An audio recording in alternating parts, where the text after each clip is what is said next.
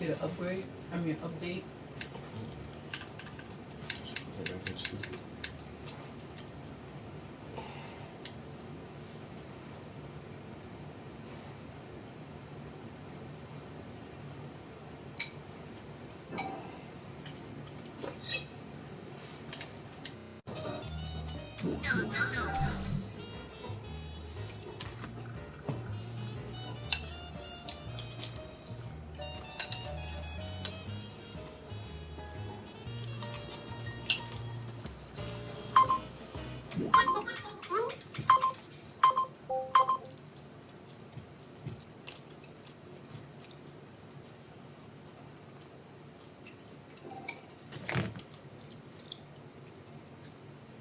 Live on motherfucking YouTube.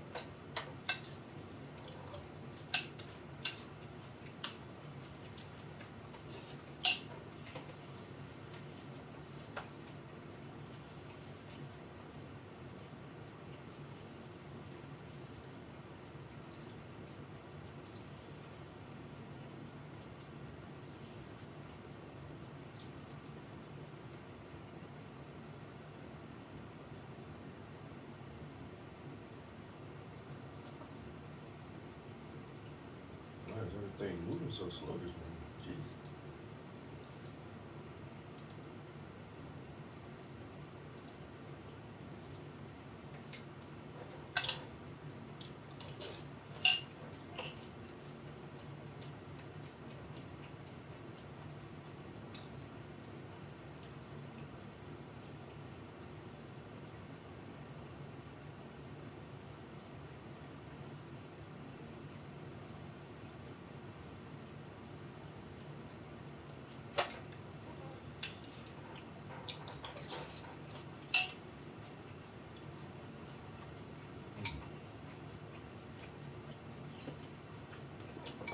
Mm.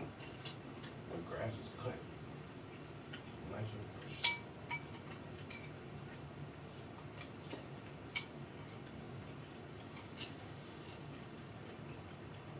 Well, I swear YouTube is taking a long time to think this morning.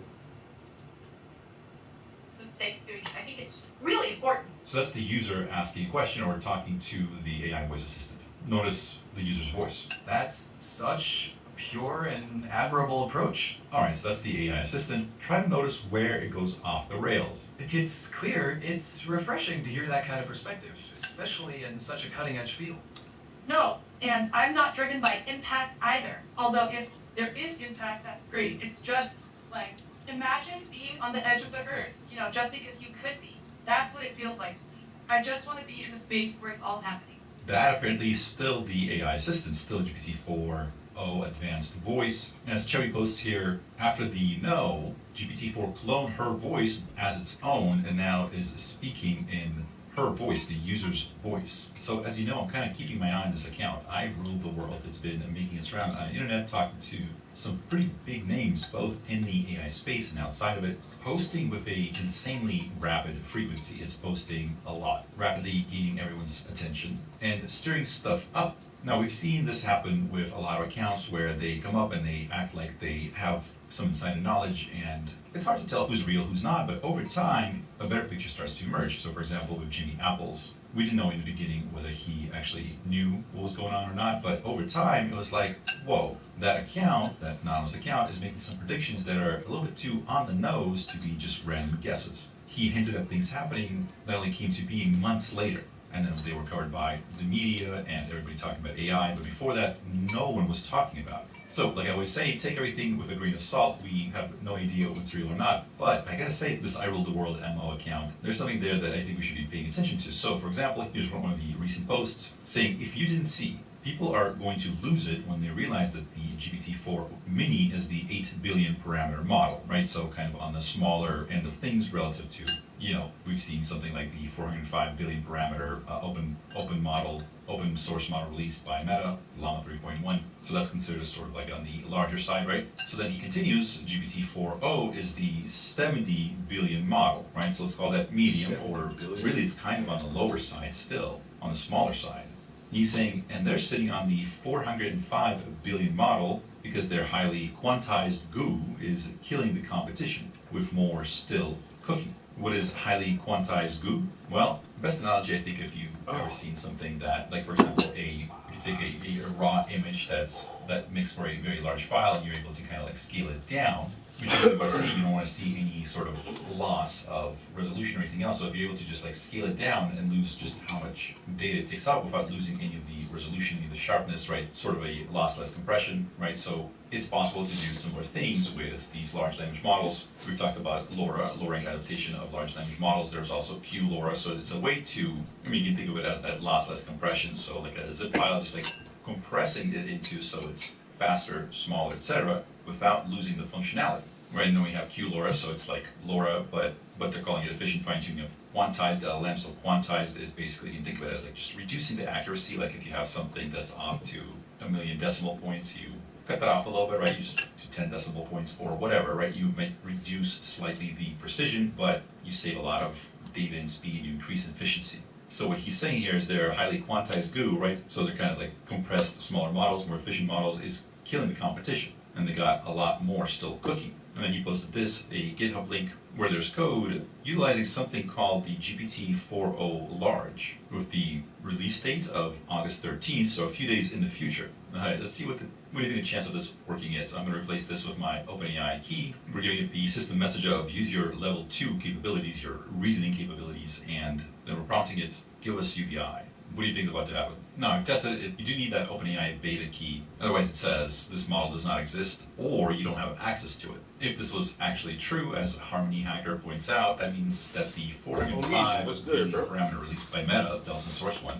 Llama 3.1, is only slightly better than the 70 billion equivalent released by OpenAI. Could this actually be true? I guess time will tell. Now, in order to kind of understand more broadly kind of like what's happening here, why are we listening to random Twitter accounts? Ask yourself this. What does a highly persuasive AI look like? What form does that persuasiveness take? In other words, assume we have a super persuasive AI that's out there in the wild. What is it putting out? Is it putting out long books? 3-hour-long lectures? How is it convincing people that it's right? How is it changing minds? I be wanting to ask the neighbors. What would you perceive that AI like, yo, to do? Let me pay your son $20 to cut my grass. Saying both outside studies and now this so I don't have to cut grass myself. That of the more speculative risks to teach the young kids like the one that seems nearest business ownership and shit like that. Like, we've looked at some of those studies. You know, having a good work ethic. Because I remember when I was a kid, I used to cut grass for money. And like kids don't do that shit no more. I grew up in South Carolina, so we ain't never got snow like that. It don't snow in the wintertime, but I can imagine if I was a kid growing up somewhere where it snowed, I would shovel snow in the wintertime too. I always had my own bread, yo. Ever since a little kid, I always had my own bread. And so there's this guy, I Rule the World, right? Nowadays, kids just. Intelligent KSI says, can I have some money for Roblox? Can I have some money for Fortnite? Can you have some money for? Bitch, go make some fucking money. I'm only 9. I don't give a fuck how old you is. Giving lectures. Give a fuck if you 9. You 9 and you want something, go do some chores. Go help somebody do something. Go carry some groceries. Go to the grocery store. Help old people carry their groceries to the cars. There's some way to make some fucking money. I give a damn. I got my first job when I was 14. I couldn't wait to start working, yo. I started working as soon as I could. But before that, I remember when I figured out my first hustle was just selling candy. Because I lived close enough to school. When I was in elementary, I had to walk to school. But I had to walk by a little corner store. And with school lunch, you can buy a little juice, a little carton juice for 35 cents. Definitely something that's lacking in these younger generations. Bro, that goddamn work ethic, that entrepreneurial spirit, that go get it yo, the work ethic, bro, is not there, bro. That go get it, self motivating, that ability to take initiative, all that shit is dead, bro. That shit is gone. Like I said, man, I at lunch you get a milk with your lunch, but if you pay 35 cents, you can get like an extra little fruit punch juice or whatever kind of juice. And I don't know, the first time I did this shit, yo, my grandma gave me 35 cents before school so I can get a juice at lunch. But instead of doing that shit, when I walked by the store, I took my 35 cent, I went in the store and got some penny candy. I got 35 cent worth of penny candy. So now I got a handful of fucking candy. I took that shit to school and I started selling one piece of candy for 5 cents. So I started out with like 35 cents, worked my way up to a fucking dollar from that shit, dog. Took that dollar, took 35 cents, brought some more fucking candy. I was hustling candy like a little fiend, bro. Elementary, dog. Gotta earn this shit, pup. I need something for Fortnite. No, sir. You don't need that. You want that. If you want some shit, you need to go work. That's what you need to do if you for your wants. Hey, it don't work like that, bro. Then I done flipped so much candy. My grandma started asking me, "Where you get that money from?" Where you get that money from? Selling candy. How you selling candy? The juice money. I done figured it out. Ain't nobody had to tell me that shit. I figured that shit out. I can buy a piece of candy for 1 cent. And then I can sell that shit for 5 cents. That's a profit. When I started doing that, I was so surprised that I'm the only motherfucker who was doing that shit, bro, in school. And then I had another hustle too. Since I was always good at art, you know, when we was in school, we had folders, and the best thing we had was a trapper keeper. You remember those shit, yo? Trapper keepers? It's all funny just even saying that shit now. Motherfucking trapper keeper. And then, like this, we used to have book covers, and then some people who couldn't afford like really fancy book covers, we would just take paper bags and tape paper bags onto our books.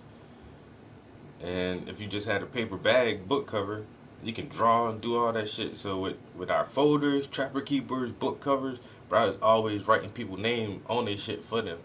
Bubble letters, however you want that shit. Give me 25 cents. I'll write your name on your shit for you. I was selling candy and tagging names on fucking school materials. I ain't never was broke in elementary, bro. I always had some money. A little bit. The trap, you know about them trap keepers. If they could work hard as they play games, hey, if they work as hard as they play games, these motherfuckers will be millionaires. Some of them don't figure that shit out. They just play games like it's a job, and they are millionaires. The fucking them pro gamers, that's all they do, dog. And like the big YouTube streamers, because there are a couple of video game streamers I watch. And that's all they do. They just sit down and play video games and let you watch it. And they get paid for that shit. I'm like, damn, bro. If I could just play games all day and get paid for that shit, dog. The life, nigga. The life.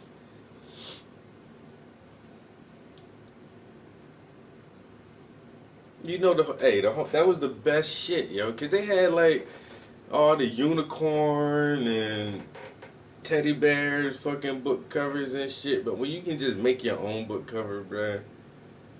Look at my little demon horn growing up. But goddamn. Yeah, gaming is work. That shit be frustrating sometimes. I enjoy gaming, and then if I get too frustrated, that's how I know I gotta turn that bitch off. I be getting mad if I be losing too much. Some motherfuckers in they talking too much shit. I'm like, all right, let me take a break.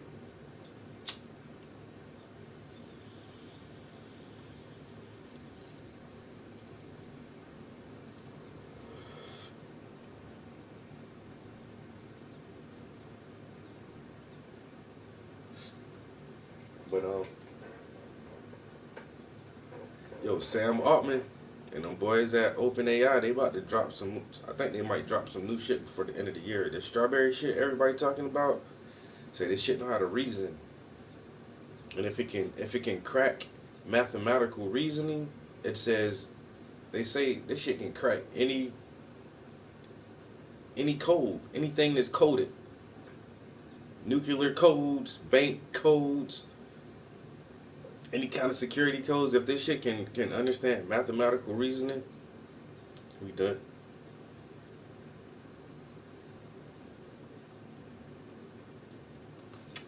Man, everything pay to play now. Everything. My most played game right now is Call of Duty, and then it's weird with Call of Duty because it's not really pay to play, but it's like for all the extra shit, all the skins and stuff. It's like you gotta pay for all that stuff, and it's weird because Call of Duty is a first-person shooter, so you can't see your character. While you're playing the game, you can't see your character. Everybody else can see your character, but you can't. But they charge you $20 and $30 for a character skin that you can't see while you're playing the game. I don't understand that. If it was a third-person game, maybe. Maybe I can do a third-person game like that. But a first-person shooter where you can't even see your character, it's the weirdest model ever. I don't understand that. I swear it's so cringy, bro.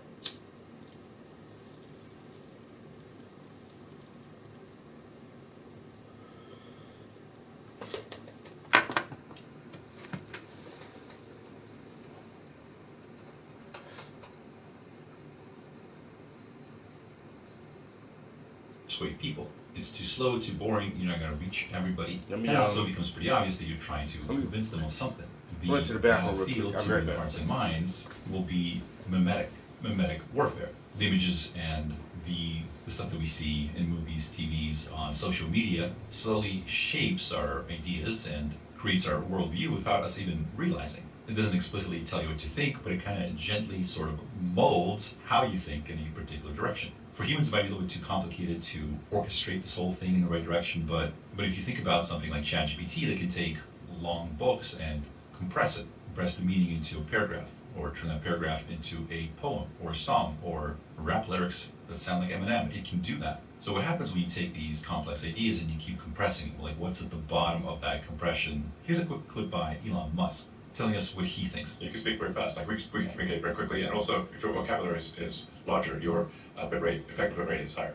That's a good way to put it. Yeah. The effective bit rate. I mean, that is the question: is how much information is actually compressed in the low bit transfer of language.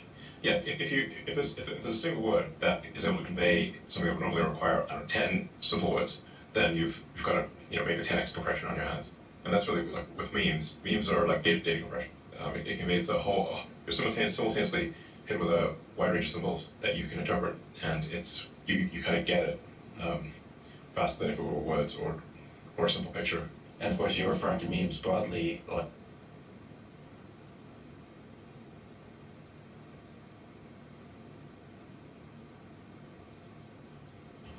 For a little savings, Specialist Miller buys in bulk. For a lot of savings, she bundles her home and auto insurance with USAA. Putting more money back in her pocket? That's what we're made for. Call for a quote.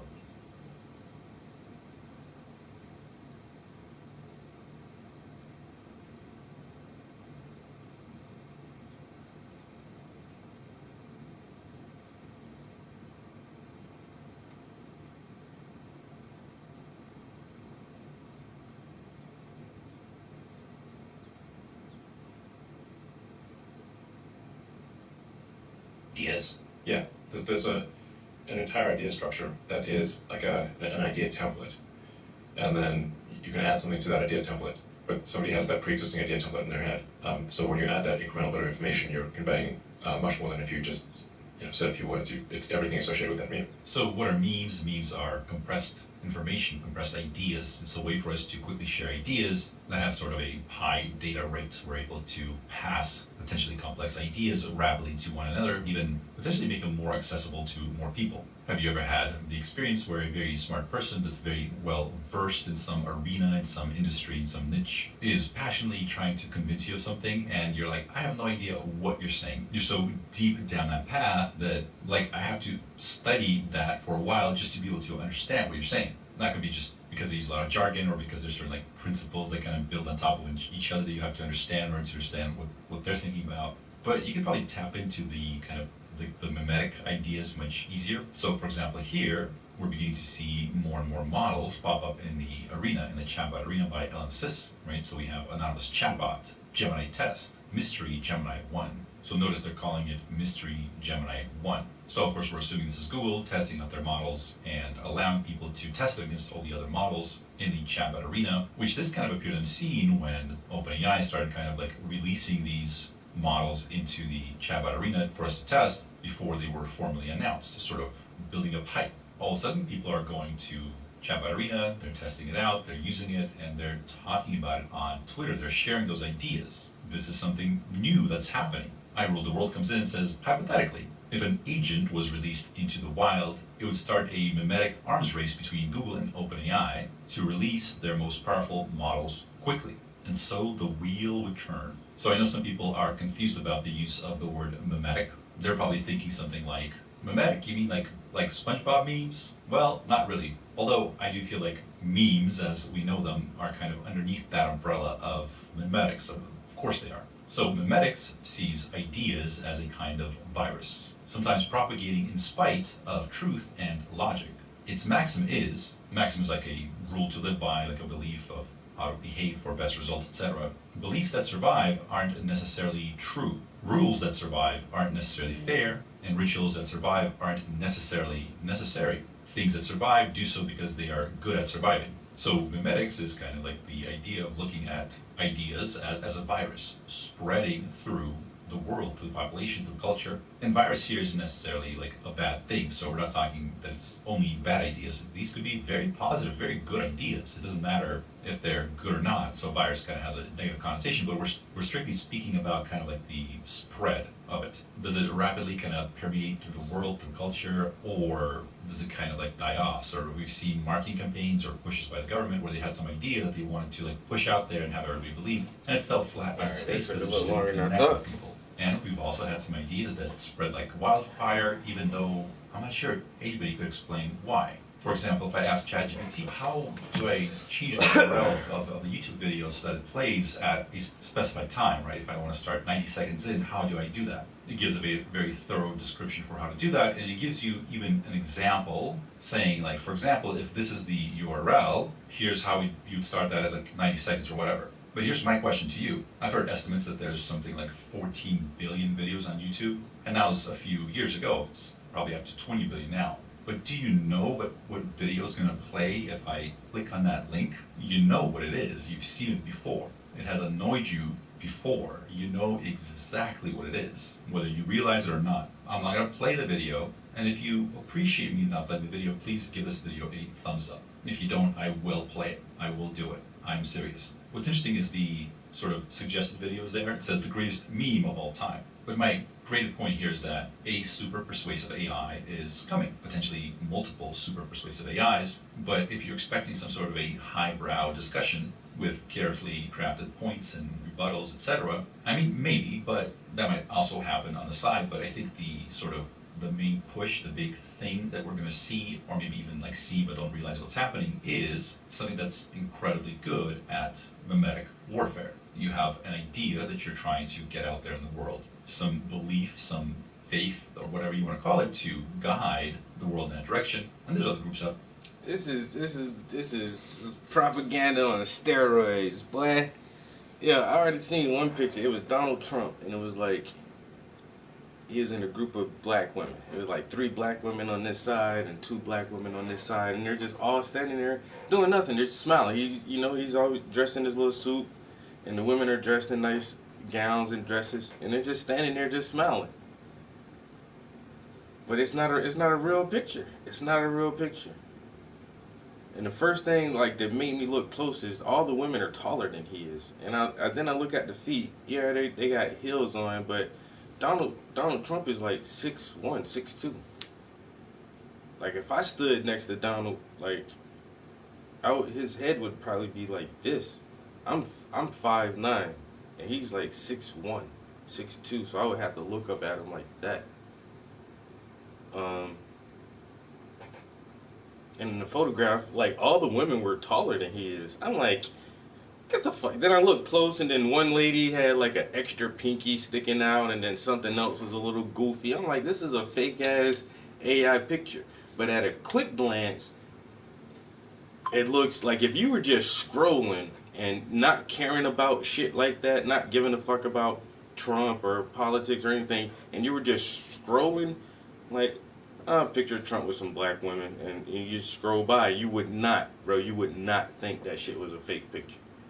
You really got to look at it, like, and like the first thing that gets me is like, how come he's the shortest? And he wasn't shorter by a lot, but it just seems like all the women were like just slightly taller than him.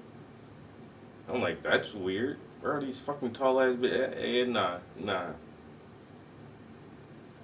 With him and some guys, I seen a lot of AI crowds for that one, and the big crowds, and they're holding the signs saying come on, and it's not a real picture, bro. I saw that shit. Rob, I saw the same fucking shit, yo.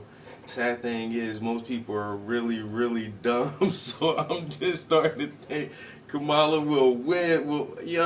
No, man. It's funny I can't count when it comes to figures.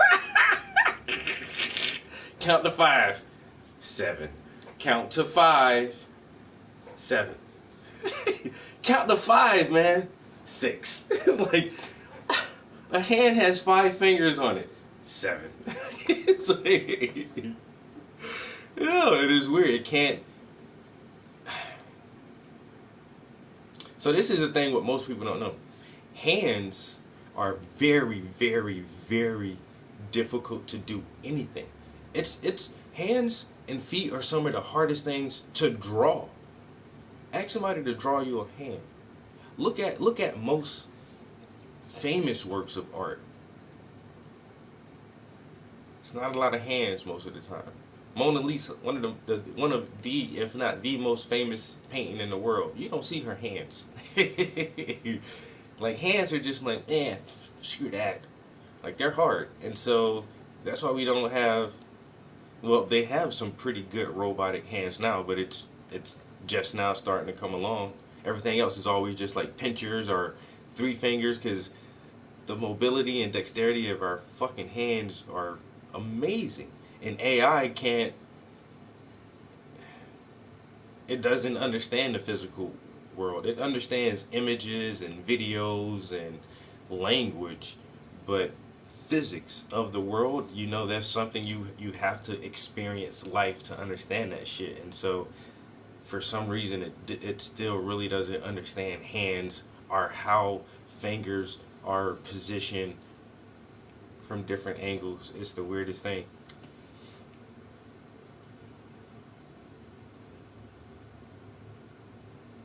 Everyone has cross eyes. Yo, that's the thing too, like up close in like one face, like a really nice portrait of a person, it can do that beautifully, and it will fool you. But large crowds, it still can't make a lot of individual faces in large crowds. Like say when you zoom in, the features get all wonky and smushed together and cross-eyed, and like it's hard for it to do that scenario. So there's a lot of ways you can still like examine. Just look close. Does it look real? Does this look like reality? Do these look like real people? And if it doesn't, then don't believe that shit, yo. But we only have a little more time for this because it's weekly. It's getting better weekly now. It's not by the year and by the month. This shit is every week. There's a little, turn it down they just keep cranking it a little bit more week by week, bro, and that shit get better and better and better and better at fine tuning this shit. And this stream is for entertainment purposes only. Do not believe nothing I say, because I am not a professional and I don't have any degrees in any field, whether it be religious, political, scientific, medical, otherwise. So if you think anything I say is true, I always advise you to do your own research, because I'm wrong most of the time, because I have no idea as to what I'm talking about, because I'm doing this just for fun. And this stream for YouTube is for entertainment purposes only. I'm only doing this for fun. Don't believe none of the shit I say. Don't ban and cancel my channel, YouTube. I'm just having fun. Alright? But in a couple years, bro, man, you ain't gonna be able to tell this shit, bro. We all gonna be getting duped left and right. And I'm already prepared for that shit. I'm already prepared for the moment I say, yeah, check this out, and then somebody else has to tell me, that's not a real picture, right? Or that's not a real video, right? And I'm gonna be like, damn, they got me. Damn, they got me. I thought that shit was real. Like, nah, yeah, that shit is all made up. I'm like, I've made so much music now with this AI music thing, and I don't listen to the radio, and I don't watch like music videos and shit. Is that still a thing, music video? I guess so. But I wonder if I did listen to the radio, would I start questioning, like, are these real artists? Is this a real song written by a real person, or is this just some AI shit that just sounds good enough to be on the radio or whatever?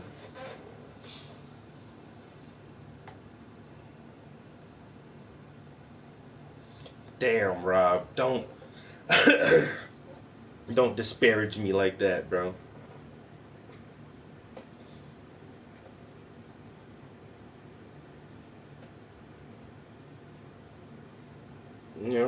And that's the thing right there too, Amizu. Like, everything is so much cheaper to do it this way. Why won't you? It costs less.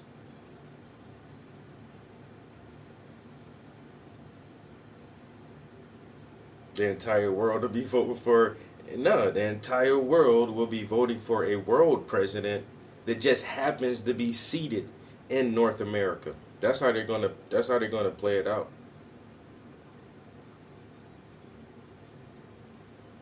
Rob say here in England, I'm seeing Kamala everywhere, bro. That's wild. I don't like that.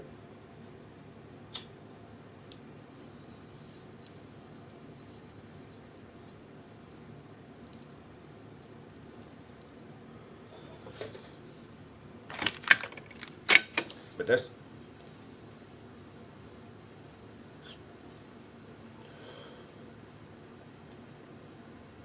something else I try to tell people too, is what a lot of people don't pay attention to, is that the world pays attention to who our president is. But in the US, we don't have to really care about who's the leader of other countries. Most people don't even know the leaders of other countries unless we beefing with them. Unless we beefing with these motherfuckers and their names getting called a lot. Putin. Everybody know Putin. But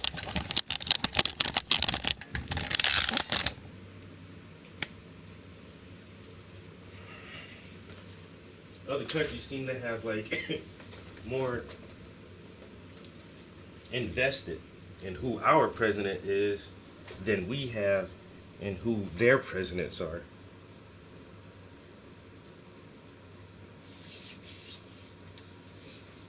And I find that to be a strange thing. A very strange political course of actions here. And how is this so? How is this such a thing? I don't know.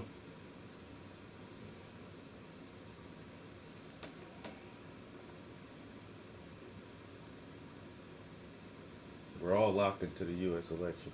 Like I say, man, it's a very, very strange scenario that has been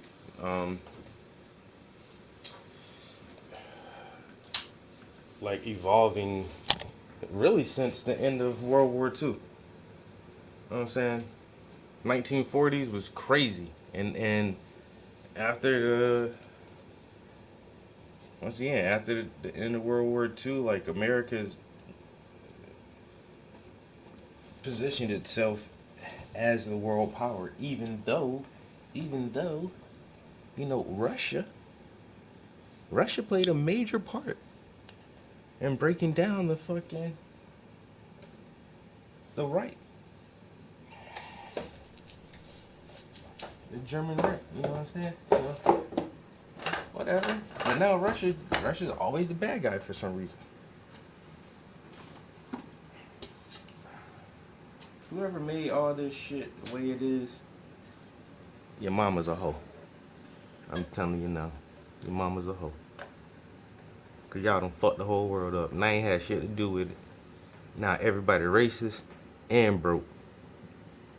This shit, the whole world get up. Different beliefs. How do you maneuver the world to where you're going? How do you kind of steer the ship? Well, nomadic warfare is extremely powerful because if you can share an idea that spreads like wildfire, like a virus, and quickly takes over a lot of people's minds, a lot of people's beliefs, it kind of gets a lot easier to kind of push through whatever you.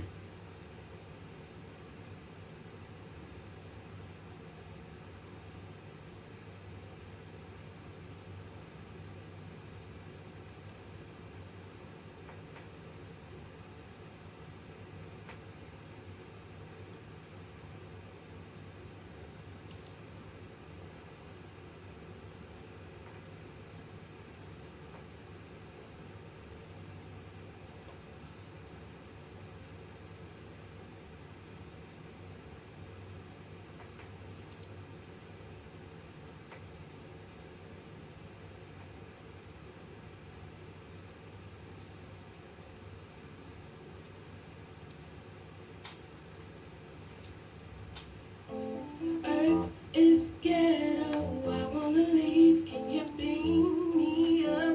I'm out on the street by the corner store, you know the one on 15th.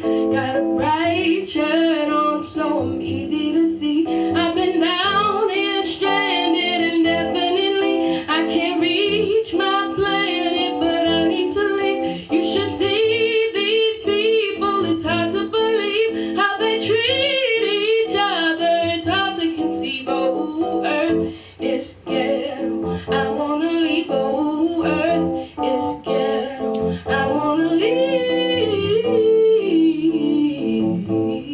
I wanna leave. They got their hungry, starving, nothing to eat, and the homeless living out on the street, and the sick are dying. Cricket police, politicians lying, criminals on the street. I got 5-volt fuel if you need it from me. I'll sit in the back if we're riding too deep. Better lock the doors, these people are stealing cheap. Roll the windows off so we can ride off in peace. Oh, Earth, it's ghetto, I wanna leave. Oh, Earth, it's ghetto, I wanna leave.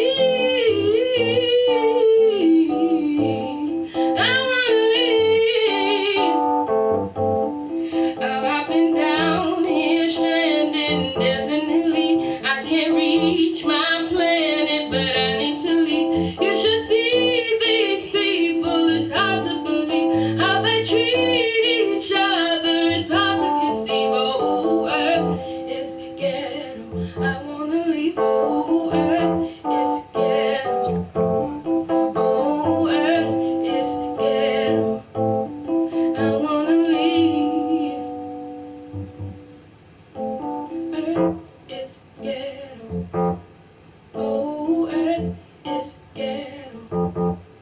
Oh, earth is ghetto. I wanna leave.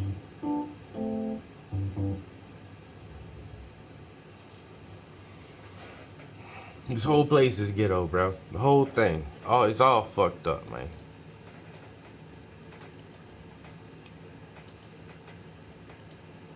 And they got us thinking. I think it's really synthetic data, then it uses that data to get better, so it's training itself. The alpha proof. They got us thinking it's the way shit supposed to be, too. That's the crazy part. Like, nah, everything fine. Everything not fine, man. Everything not fine, bro. This shit weird as fuck, man. Just in my lifetime, it's just like, what the fuck is going on? You was born a boy, but now you a girl. Really? When did this start happening? Oh, like 10 years ago? 10 years ago? Where the fuck I was at when this happened? Wait a minute, man.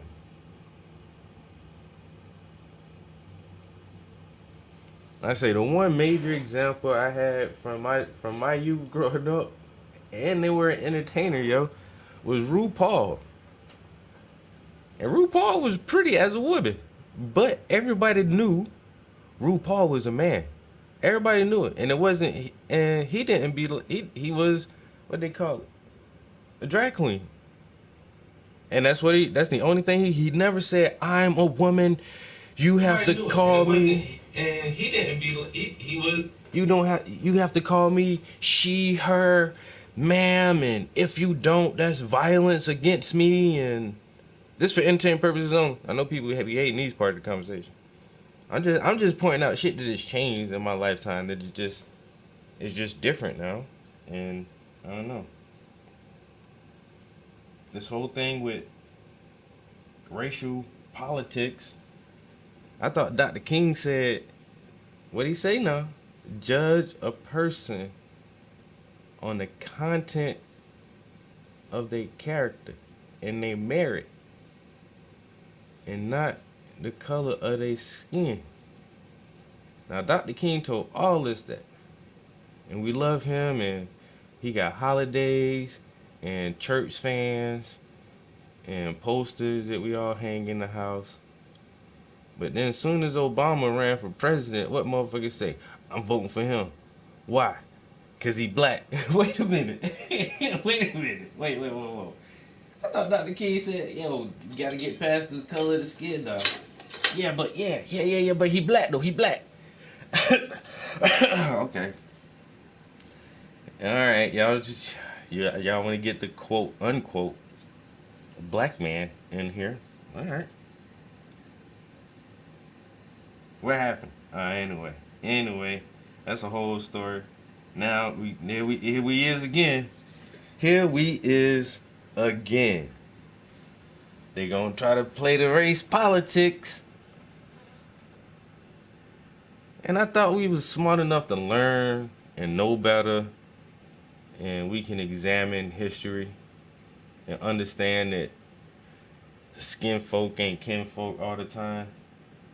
Somebody say she not black, she tinted.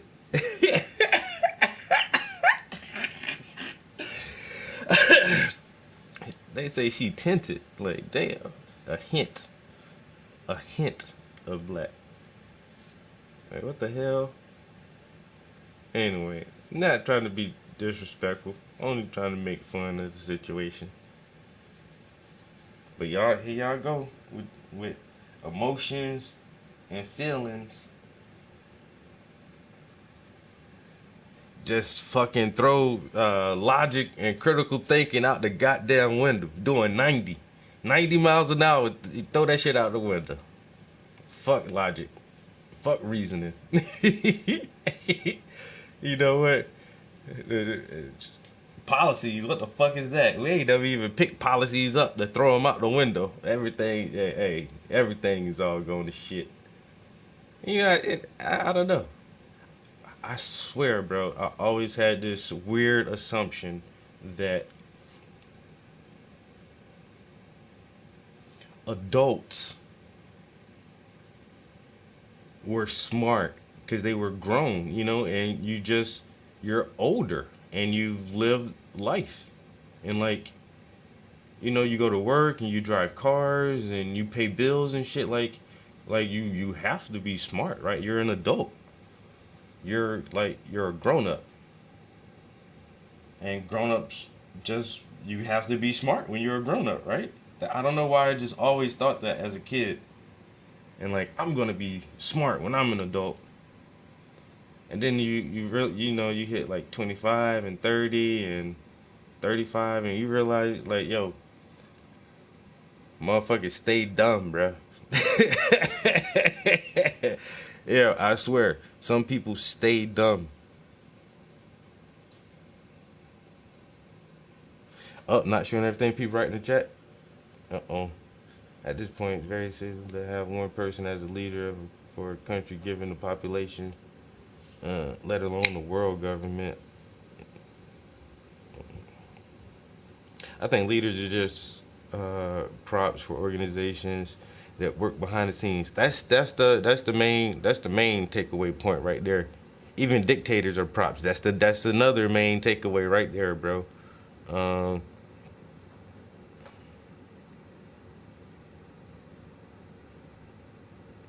Let me say throw baby out the window. But nah, yeah, even down to the dictators. You know what I'm saying? Because dictators are normally installed in certain countries that have dictators, cater towards certain large corporations for industry, manufacturing, and supply chains. And so they still have to play with certain people, because you can't be just a dictator of a country and then still closed off from everything. Now that you got some super robust infrastructure where you don't need the outside world, and that's not the scenario anymore in any industrialized country or any growing country that is pushing towards industrialization. You need help from people to grow a country, and the people who help you, they may know you're a dictator, and that may benefit them, and so they'll prop you up. Once again, I really feel like this is why Trump got shot at, and he's such a dangerous figure, is because he's not a puppet, bro. I don't think I think he understands he has to play the game to a certain extent in office and in politics and everything, but I don't think like he's a handled person. And if you know, he's handled as much as he has to be, being in and of a part of the system now. You know what I'm saying? He's handled as much as he has to be. But that still strikes fear in the establishment, because they need control over this motherfucker completely. We need to know and have reassurance that you are going to play the game. And Trump has said repeatedly over and over, I'm not playing your fucking game. I'm not playing your game. So they shot at his ass. And they're just like, motherfucker. After he got shot at, he just stood up. They were just like, you see? We gotta fight. We gotta fight. And then that shit was like, what the hell? But then that was such like a crazy moment in history where they had to do like what you said. Even in England now, there's just fucking double down on Kamala. This motherfucker just looked like the biggest badass of all time just now. You know what I'm saying? This motherfucker looked like a goddamn gladiator just now. We gotta do something. Joe, you done, bro. You can't. You done failed the debate. Y'all done tried to shoot him. That shit ain't work. And then he got the badass photo of the century for badassery. We already, this has proven that the Secret Service under the Democratic administration has been very sloppy in the protection of presidential candidates, which almost seems and has brought into question if this was a setup to actually allow this man to be assassinated, because there was so much lax in security and so many unanswered questions that the head of the Secret Service had to step down because she couldn't and wouldn't answer all of the fucking questions. Very, very simple questions. Once again, it's called Secret Service for a reason. You know what I'm saying? You have to know all the secrets of everything and keep this certain person or group of people protected no matter what, and you were not able to do that. And then the chick who couldn't put her fucking gun in the holster, they assigned her to JD Vance security detail. I was like, yo, they trying to kill all these niggas. Yo, if he gets shot at, like, look, bitch, you the common denominator now. You were there when Trump got shot at, and you're here with this guy. What is your role in this thing, ma'am? Miss Lady, what are you doing? Entertainment purposes only. Entertainment purposes only. Entertainment purposes only. So, but listen to it though. She was there at the rally when Trump got shot at. She's the one who ducked down behind him. And then she couldn't get her gun in her holster. And so the next time Trump was out in public, he had a whole team of men. It was just all big guys. And they were dressed nice in suits and everything, but you can look in their eyes and you can tell, like, most of these men have killed somebody before. They look like ex-military type dudes. Really clean shaven, nice suits, but you can look at them and these, like, you don't want to fuck with these motherfuckers, bro. It was a completely different team. But then you see JD Vance, and then they stick him with the I can't holster my gun chick. I say, oh, they about to set his ass up now. Yo, they about to try to set him up for the okie doke. Look, lady, you should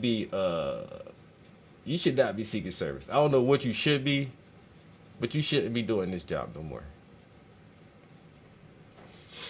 At all. Because Jesus Christ, you're going to get somebody killed. I think intentionally too. You just out here freestyling and shit. Looking like a goddamn cartoon character. She looked like somebody drew her ass. She looked highly animated.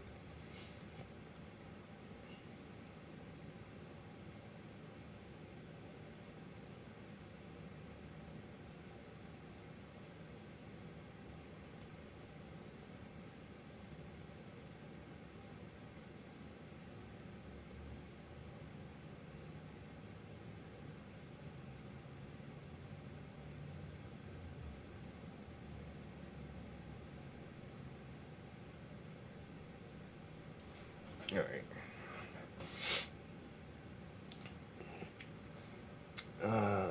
What do you say? I just saw a guy on TikTok discovering the Sesame Street has been making fun of Trump since the 80s. As a grouch named Donald Grump.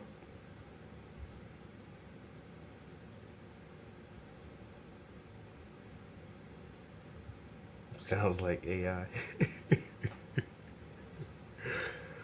Really? Yeah, I mean, I grew up on Sesame Street. Is there like footage of this song he says? Nice little song and dance.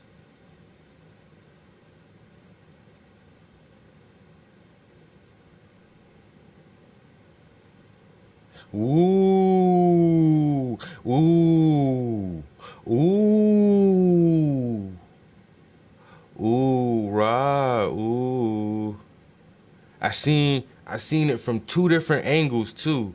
I seen it crash from two different angles, and it seemed like, I don't know, bro. It felt like straight down. It was weird because most planes, like if you're in flight, you're gonna like descend at an angle, like a descending angle a little bit.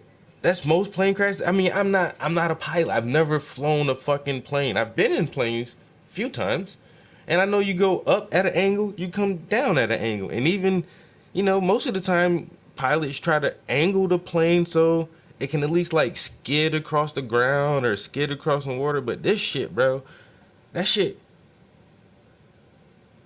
I don't know. It looked like it just dropped out the fucking sky. That shit was weird. Like, the planes just fall like that, like he just dropped. And like I said, it was two different angles. A passenger plane crashing in Brazil.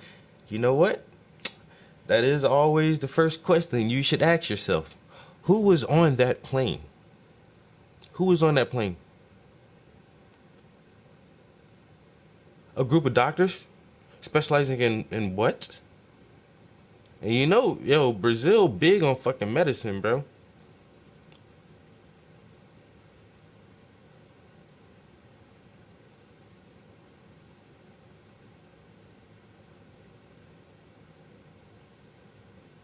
Bro, it fell, bro. You see what I'm saying? That shit don't look like, I don't know, man. That shit was weird. Like, just seeing how that shit fell. And then ain't no other way. We know, like, yeah, planes go down, always, plane malfunctions or whatever, but nah, that shit, like, just fell out the sky.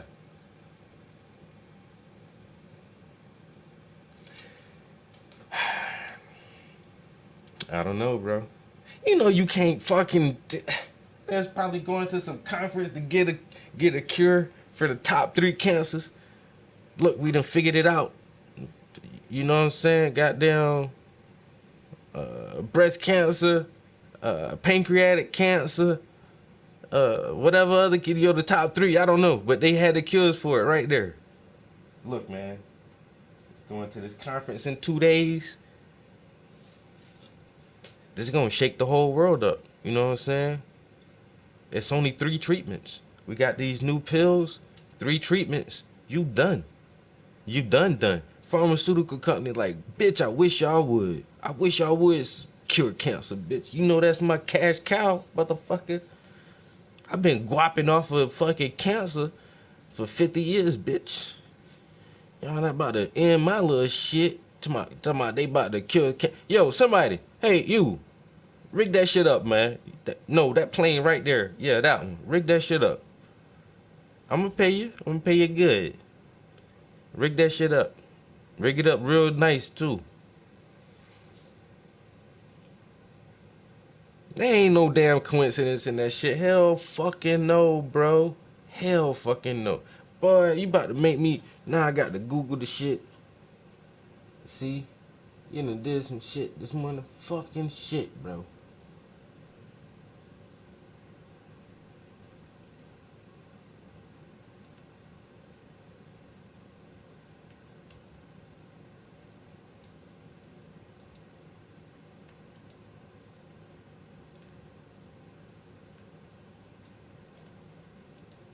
What? Stop.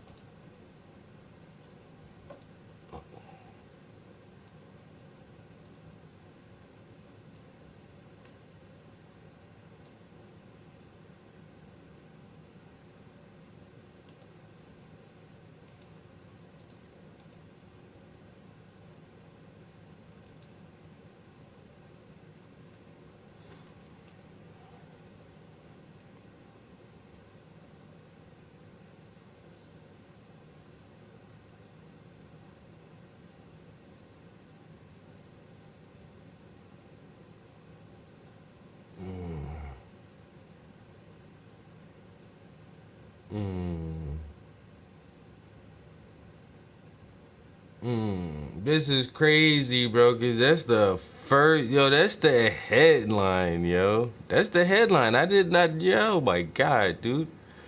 Was the Brazilian plane crash a targeted hit on cancer researchers. This is Fox News. I would share it, but anything you share from Fox News, people are gonna be like, oh yeah, conspiracy theories. Fox News only really lies. It's all lies.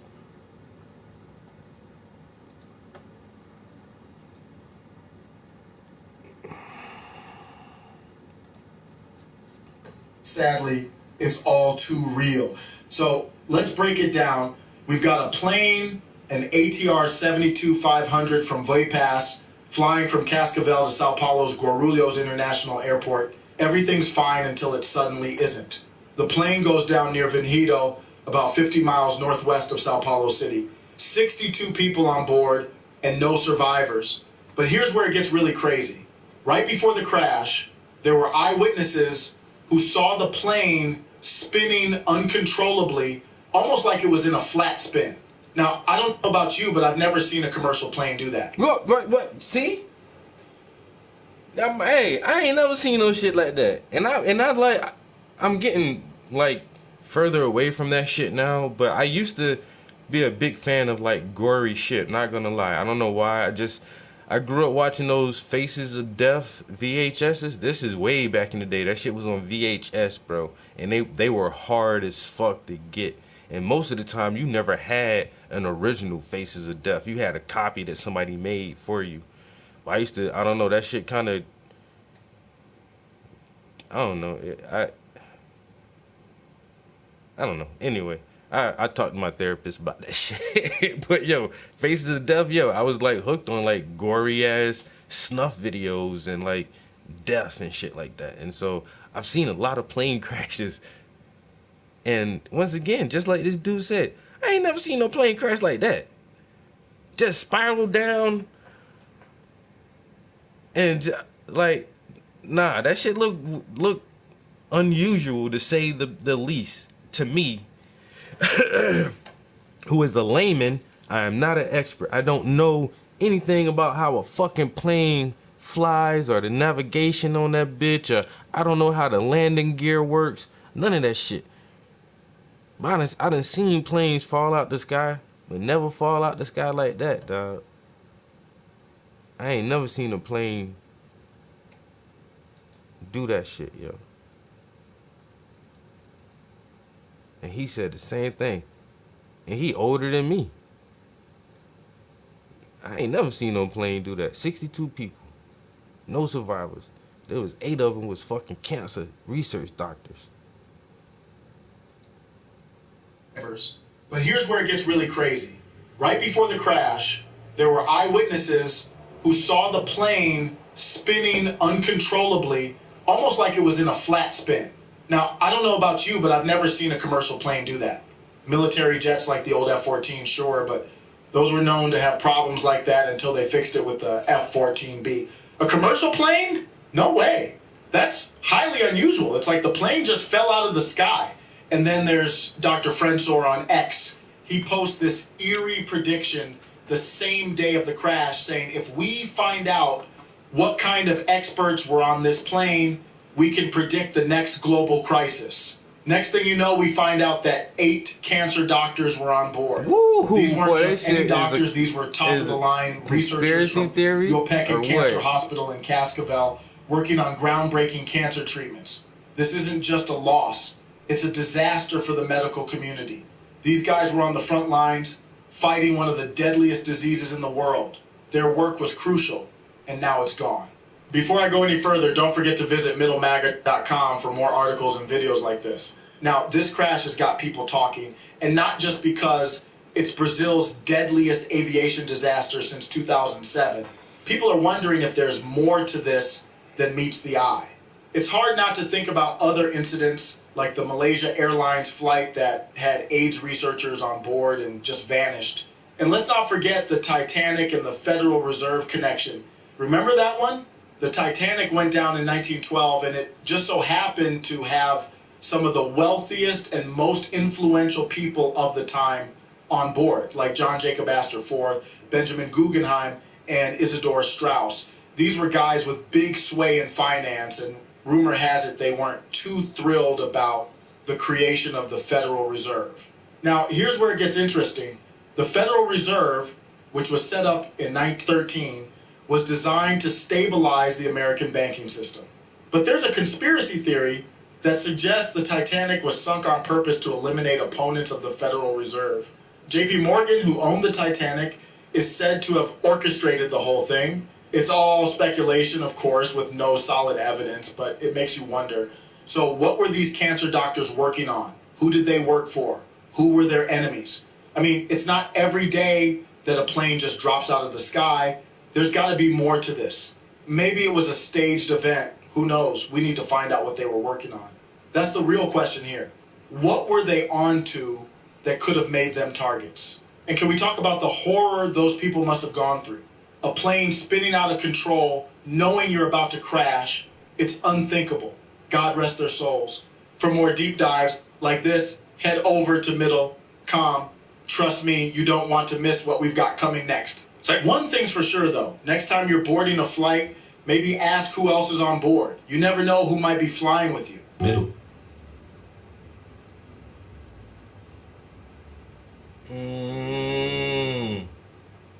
Am I scared to fly now? I think I'm scared to fly now. Not gonna lie.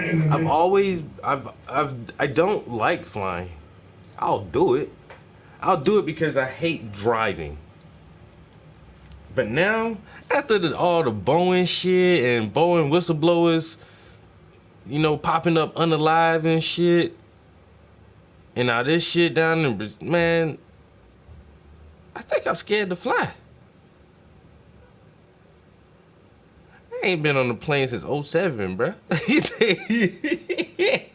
I'll do that. New World Order or the hand of God? Let's see. People are trying to... I don't know now. I don't know. That is crazy, bro. Because people are trying to cure cancer. But cancer is only here because God allows it to be here. And so God must want there to be cancer. So if you try to cure cancer, are you going against the will of God and therefore you get punished?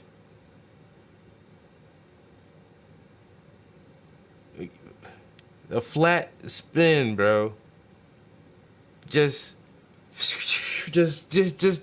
going down. Like, bro, like, planes don't go down like that. Planes just don't drop straight down spinning. You can, most of the time, even if the engines are cut, you still got control over the wings.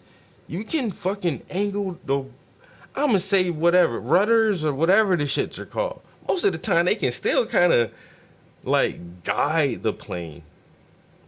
You can't really control it. You can't, even with complete engine failure. I get it. You can't control this motherfucker. But you can kind of guide it a little bit. You can kind of steer it towards something soft or away from something more dangerous like houses or buildings, and try to go towards a cornfield or a pond or something. The dude landed this shit in the river in New York the one time. So shit like that, you know what I'm saying? Because his plane was crashing because he had engine failure and it was going down and he couldn't control it, but he could steer it and kind of guide it a little bit. He landed that shit in the fucking harbor. Landed a bitch in the harbor. You see people land planes on highways and all the... What happened? Man, shit, just the engine blew. I was going down. He's snapping power lines and shit, but at least, it's on the highway, so cars, if they can see, they can get out the way or stop, and you're not hitting houses and buildings and other structures like that. So normally when planes do go down, you can still kind of do something. He say paper planes do that. only kind of plane I ever see go down like that is a motherfucking paper plane. And you gotta fold it wrong most of the time. If you fold it wrong, it'll just drop out the sky like that.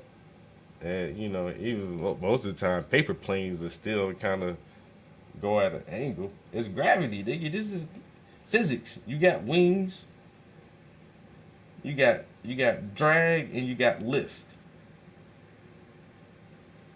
Now that's just air. That's you. It's just the way the thing is shaped, moving through air. You're gonna get certain things that happen, like drag and lift. And so if you fold it wrong, yeah, your shit gonna fall out the goddamn sky. But even if you fold a paper plane, if you get your corners lined up real nice, and you really crease your seams and get them folds nice and crisp, and you just throw it, and man, goddamn physics do everything else. That bit's gonna fly, glide, or it's gonna go. It might nosedive, but it's still like nosedive like this, like at an angle. That shit ain't just gonna boom. If when it do that, you fold that shit wrong. Who made that plane? Hey, if that shit was a Boeing, hey Boeing, I'm gonna have to talk to y'all people, man.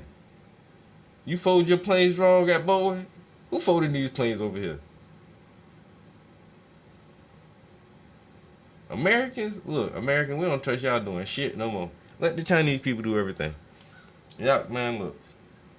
Y'all done soiled our reputation. We are incompetent. We can't even fold airplanes right no more.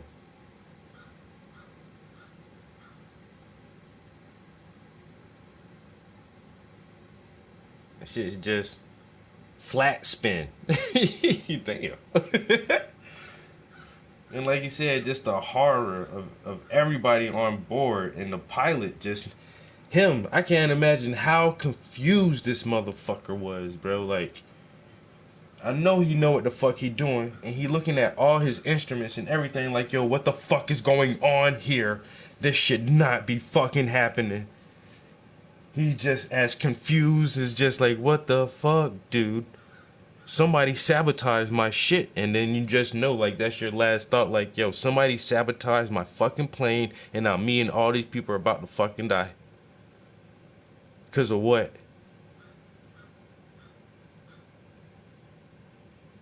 Cause of what? I just happen to be carrying the fucking brainiacs. Y'all nerdy ass motherfuckers with all your cancer cures get on my goddamn plane, and now you done damned all of us. Yeah, that was a funny joke from Robin Harris. He was like, I don't really like to fly. You know what I'm saying? I was telling my buddy that shit. He was like, oh man, you know, it's okay to fly. Shit, you go when it's your time to go. He was like, motherfucker, what if it's the pilot's time to go? What if it's the fucking pilot's time to go, bitch? I'm about to play with this motherfucker. Sorry, sir, we don't serve colored folks in first class. That's good, because I don't eat them motherfuckers either.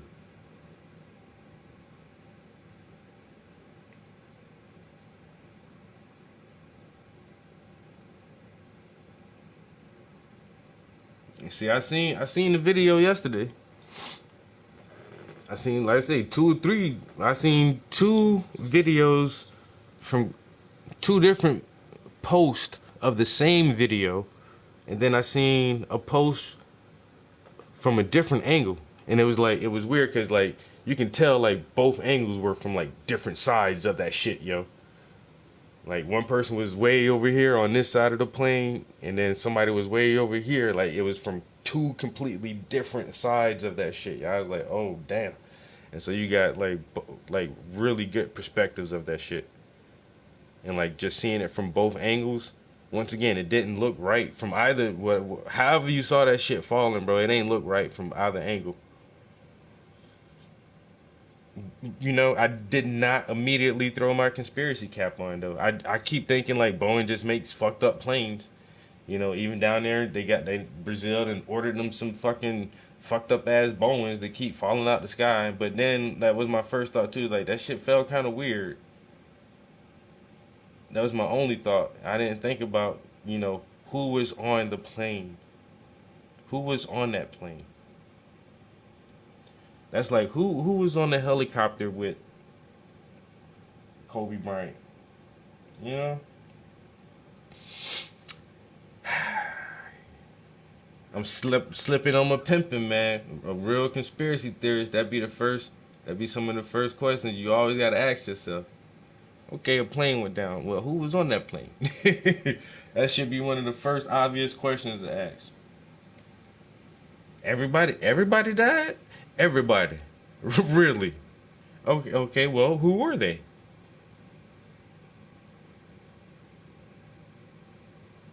One was a cancer researcher. There was 2 cancer researchers. 3? 6? Wait. There were 8. There were 8 cancer researchers on that plane.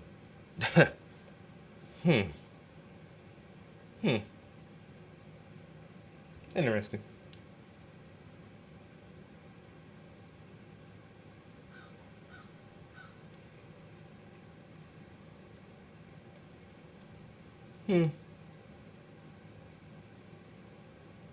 Things to make you go, Things to make you go, yeah.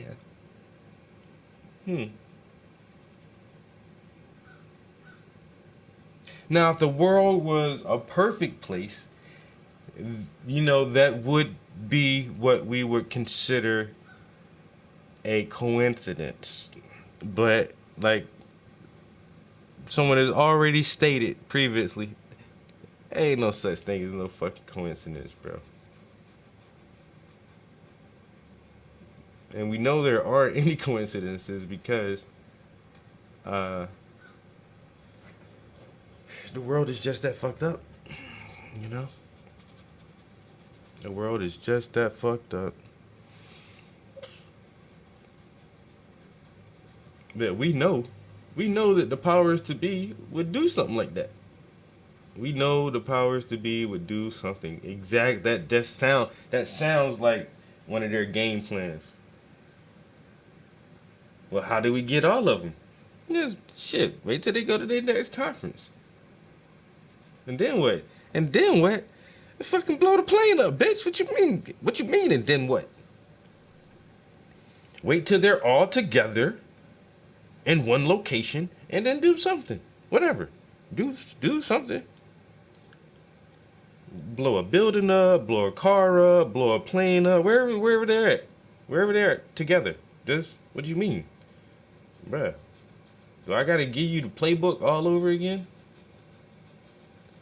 Yeah, but other people are gonna get hurt. Duh, dickhead. That's what a accident is. A accident. Gee. Hello? I don't think this dude want to work for the New World Order. Who trained this man?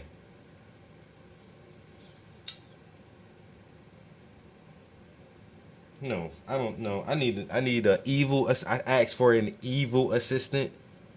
An evil assistant. No, this dude is barely mean. He has a good disposition, and he's asking me questions on how we unalive groups of people. I thought that's like 101. No, yeah, send me an evil assistant, please. Thank you.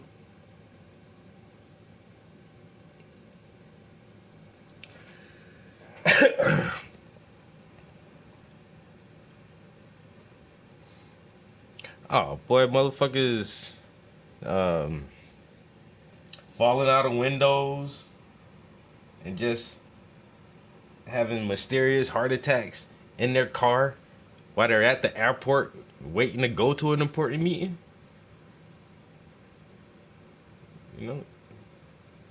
Drowning in their pools and shit. Just hey. It's all accidents. One motherfucker ran out the restaurant and said, they poisoned me, and then he died. That was an accident. He didn't know what he was talking about.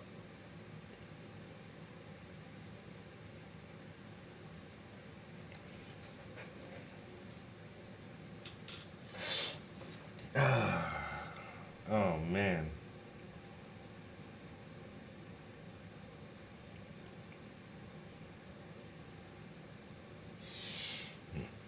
I forgot what rumors I was hearing with the Kobe Bryant thing, but it was something about medical branding of like supplements or something with his Black Mamba logo or business or brand. It was something like that. That I'm not big in sports and stuff, so.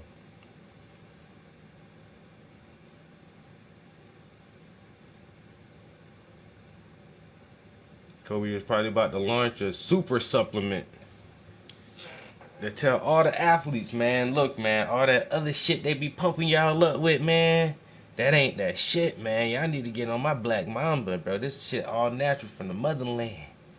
He was probably gonna wreck the fucking industry on that shit. And they're like, black man. You and all your business partners, I'm about to wait till y'all all together in the same place at the same time, and then we'll just do something, whatever. What do you mean, whatever? Whatever, nigga. Where they going? Are they about to go away? On the helicopter? Bingo. Get him. His daughter's with him. Motherfucker, I said get him. Hello? Yeah, can I get a new evil assistant, please? No, this guy's he's a lot better than the last one, but I said something about kids and he questioned it. I don't like that. I know. I mean, he's heartless. He's definitely heartless. He's not. I said a evil. You sent me like a mean guy. Then you send me this heartless fuck. Can I please get a evil? Do you know what evil is? Can I get an evil assistant, please? Thank you.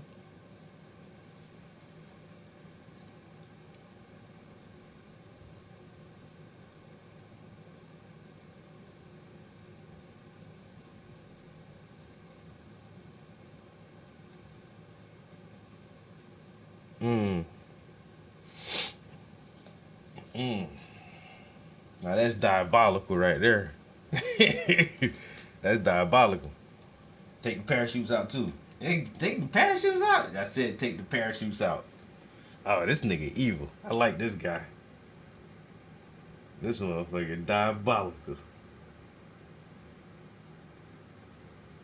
The pilots don't know what's going on. I don't give a fuck, nigga. I don't give a fuck, nigga. Nobody comes off that plane. He just posts memes. Yo, the motherfucker who said take the parachutes out too, that's the one right there. That's Dr. Diabolical. I thought you said nobody come off the plane. I'm making sure nobody come off the plane. Damn, son. You ain't even want to give him like a little hope? Like a fighting chance? Nah. They gonna fight them flames in hell, nigga. Oh, boy.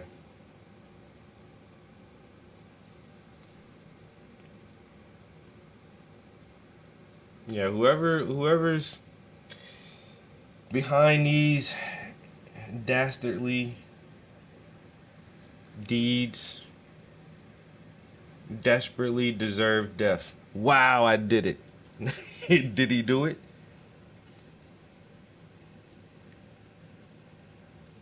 Dastardly deeds desperately deserves death.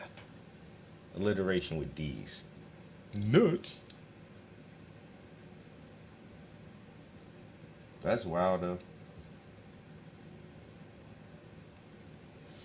A free fall flat spin, just out of nowhere, just plane just started dropping. Like whoa, what the fuck going on? Like I said, the pilot, I can't even imagine like what the fuck he was thinking. Like, bro, my nigga, I done trained for every scenario. I've never seen a plane act like this before. I cannot fucking like tilt this shit up, down. My rudders aren't working. It's like, what the fuck? Like somebody just zapped my shit.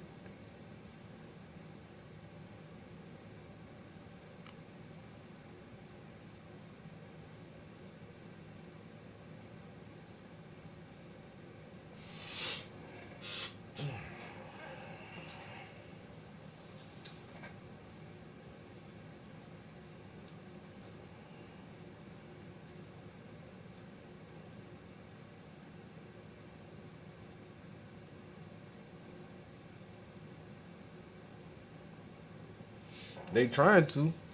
Motherfucker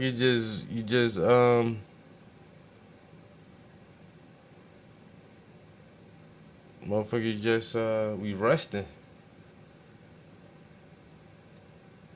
They say back in the day when there wasn't, because our atmosphere is and our oxygen, see, air and oxygen ain't the same thing, man. We have oxygen in our air, but our air is mostly nitrogen. And even though it's a lot of oxygen, when there was lower levels of oxygen in the air, our skin looked different.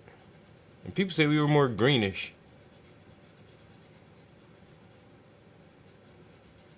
And that's why our veins are like bluish green until it hits the oxygen and turns red, because your blood isn't really that color until it oxidizes. Which is weird too.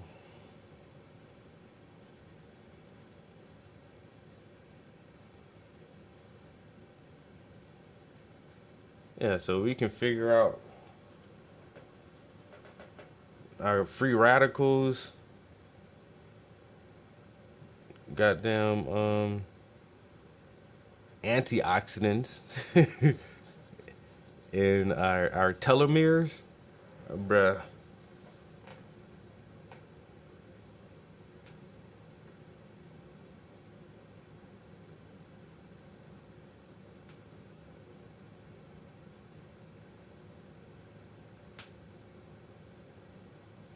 Yep.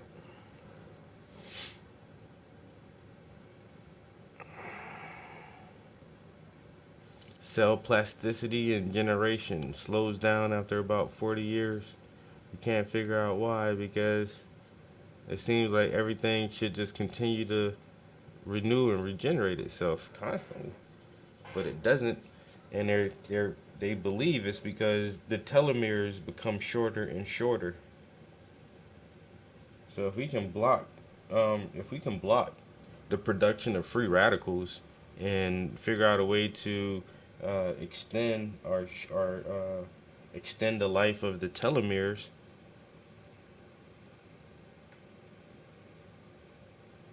then you would essentially stop aging or age incredibly slow, so slow that it it wouldn't be recognizable for 50 years. Like 50 years would be like a year.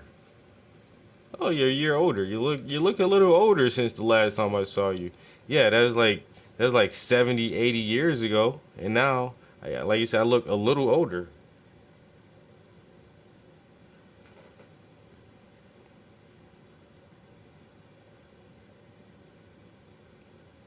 When they say Methuselah and all these motherfuckers in the Bible, these motherfuckers living to 900 years, 870 years old. You know what I'm saying? Motherfucking uh Sarah, she ain't had a kid until she was like 90 something. She was like 90 something when she had the kid. But she was like, oh, I'm an old woman. But she still had the kid at 90.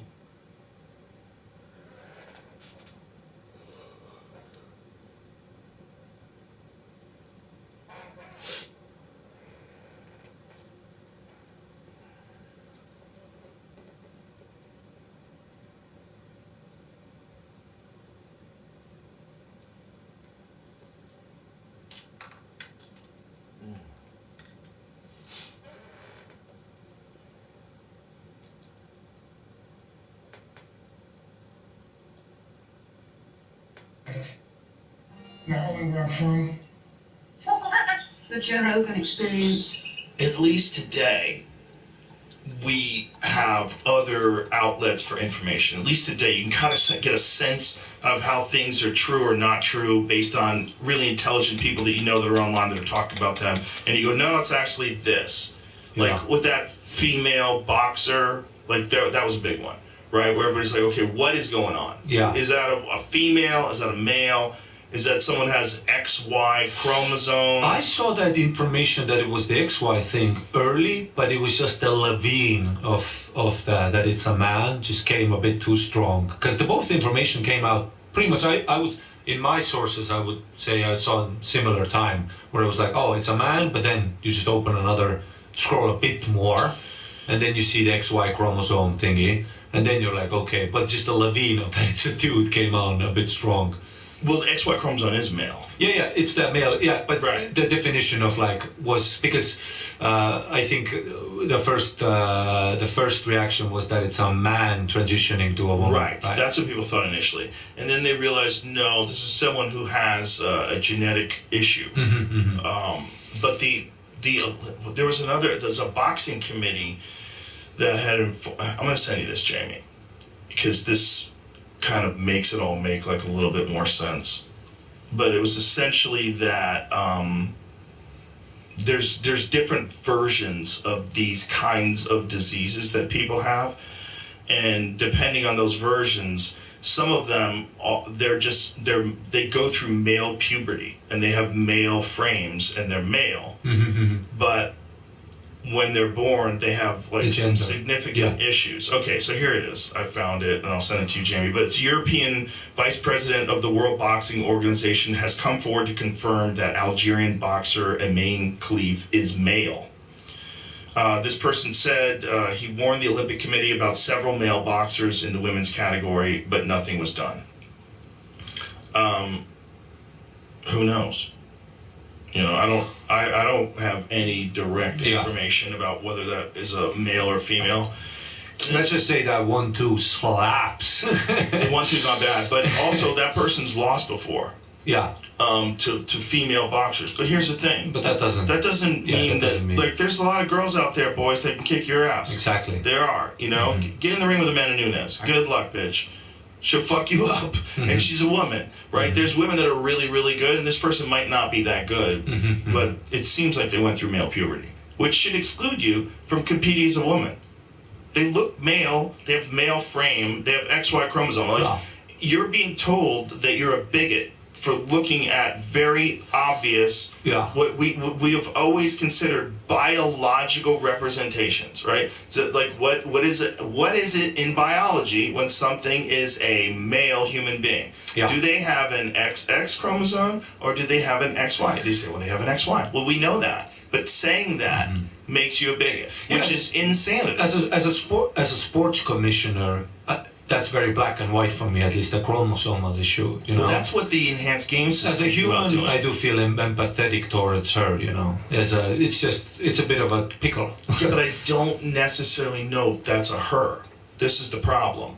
What they're saying, it's a male with a sexually some developmental disease that they or developmental issue, some genetic anomaly, something that happens to them. But they have testes. And they go through male puberty, and they don't have the ability to get pregnant. Yeah. I don't even know if they have ovaries. Do they have ovaries? In this situation, I don't think they have eggs. I'm reading a version that CBS Sports put out where they talked to the International Olympics Committee and the IBA. They're saying these tests are not legitimate tests. Yeah, I was going to bring this up too. They were saying that some people think that it's because the Soviets did them, they don't trust them. So the International Olympic Committee spokesperson Mark Adams said in a press conference on Sunday, the tests themselves, the process of the tests, and the ad hoc nature of the tests are not legitimate. The testing, the method of the testing, the idea of the testing, which happened kind of overnight, none of it is legitimate, and this does not deserve any response. Okay, that's... By saying it's not legitimate is a... Yeah, harmonic and frequencies. That's why them Buddhist monks always just be humming and chanting, yo. It's something about those frequencies, bro, that keeps our cells vibrating at a healing frequency.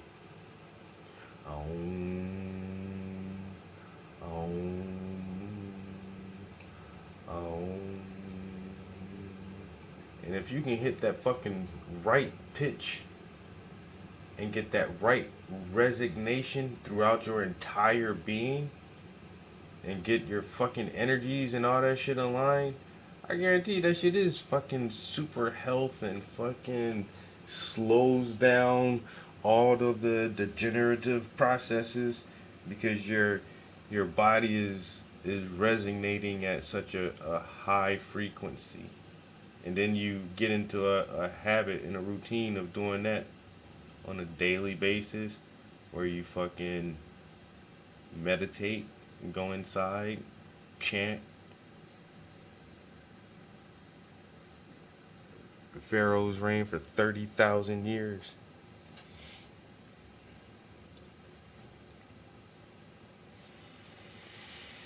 Alright, let me take another bathroom break. Jesus Christ. Probably do like another 30 minutes or so. I got a meal prep today, so I want to start cooking like around 11:30.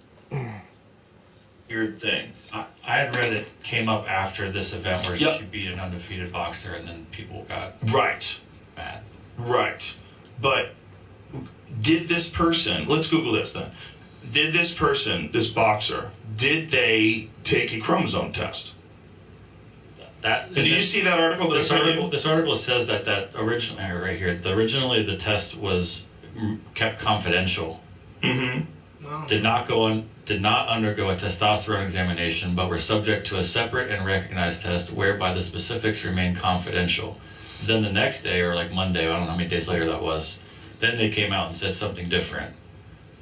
These testings show they have a high level of testosterone. Kremlev said, like men, they have men's level of testosterone. We cannot go further in our investigation. Whether they were born like men or some changes intervene at the later stages. And then that's where the IOC said what you read earlier, where these tests are not legitimate. Right, but they're not saying why they're not legitimate. This is what gives me pause. When they just keep saying it's not legitimate, the ad hoc nature of the tests are not legitimate, you have to say, when you're talking about a scientific test, there's some test that's repeatable, right? So if you can test for XY chromosome versus XX chromosome, do it. Tell me what the results are. If you can test for testosterone, do it. Tell me what the results are. And if one says male, says XY, and the other one says high levels of testosterone, that's not a woman. Okay? Sports-wise, yeah. Sports-wise. Mm-hmm. Yeah. The 1-2 slaps with those shoulders. But it's like, what are we doing? Like, why do we have women's sports in the first place if you let... I mean, you could say that some people have a genetic anomaly, like that woman, she had XY, right? She was like a legitimate hermaphrodite, I believe. Testosterone levels, not XY chromosome, which is the pattern typically seen in men, are the key criteria of eligibility in Olympic events where the sports governing body has framed and approved rules. That's interesting. But it's the same thing with when like totally, I mean, genetical women start doing steroids. That's the whole thing about women's sports is the big problem. I remember like once they do it, they change their frame. I'm not making accusations, but Chris Cyborg, I remember, was a big thing in Strikeforce where it was the first time I saw where I was like, this is a big loophole in women's sports right now, especially combat sports, because it's about doing actually physical damage. 100%. It's very visibly seen the difference. It's very in other sports where it's reaction time and whatever, tennis or whatever, you might make the argument that like just get better at the technique, you know. But in combat, it's very visible because it's not only about the body and whatever. It's literally people who are on testosterone has been proven part of the KO. I like that about Jamie though. Jamie just don't be like, oh yeah, you're right all the time. Testosterone, it's literally like in the sense of. He's like, no, this article right here doesn't say that. They stopped some fighters from fighting because they tested so high. Absolutely. They're like, get out of here. These fucking guys. Yeah. I remember it was who failed. I remember it was Gerald Son and Alistair Over, and they used to fail tests where it was like the number. It's like there's the rage of 18 men coming at you right now. Well, that's Vitor Belfort in his prime, right? Oh, the TRT Vitor days. Yeah, I only compete in Brazil. I want to be bro. home. Oh, sure. Like a demon, he would come at you like a demon. Yeah. He would have those videos where he was like I don't know, bro. an elliptical machine, and The he was. thing about this too is like they're saying they're testing for testosterone levels. How often are you doing that?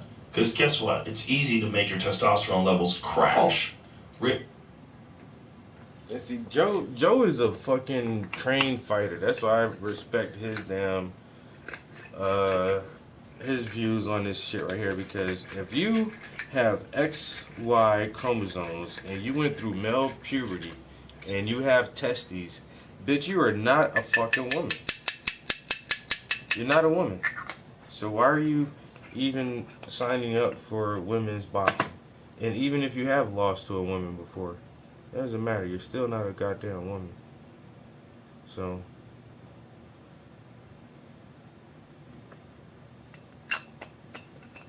I don't get it. I really don't.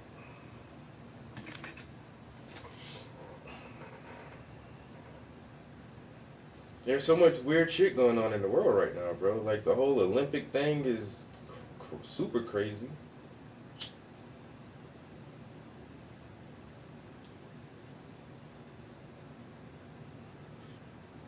The war, all these wars Israel trying to start, super crazy. They're trying to put a black woman as the president of the United States, even though she lost her first primary by elect. Like nobody voted for her the first time. Nobody. I think she had like 2% of the votes the first time she ran for president. She had like 1 or 2% of the votes. Like nobody wanted her to be president. And that's what's so weird now.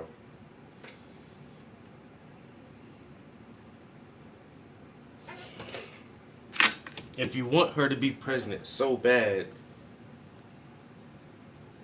why didn't she win when she ran the first time?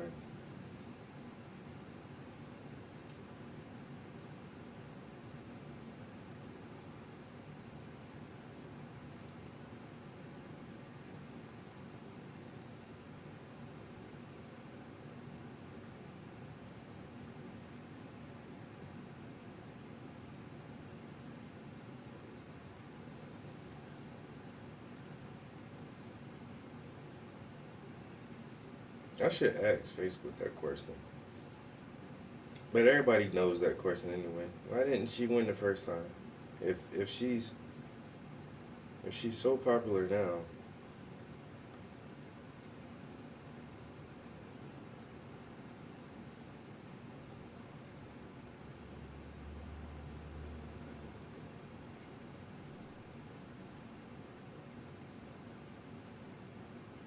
Nah, I'm not gonna troll. Because I can already see if I do that, that shit's gonna lead to like hours and hours of fucking me trying to make rebuttals to people's comments and shit. The world's so bad, it's made me more religious. Like, please, God, please, somebody, I need a prayer. I need a guardian angel. I need the rapture. Something, motherfucker. Something gotta give soon. Cause Earth is ghetto, I wanna leave. I swear. The whole thing, man, burn this bitch down, man. What somebody said, God looking down on the earth right now and he's smoking a vape talking about flooded again. Flooded again.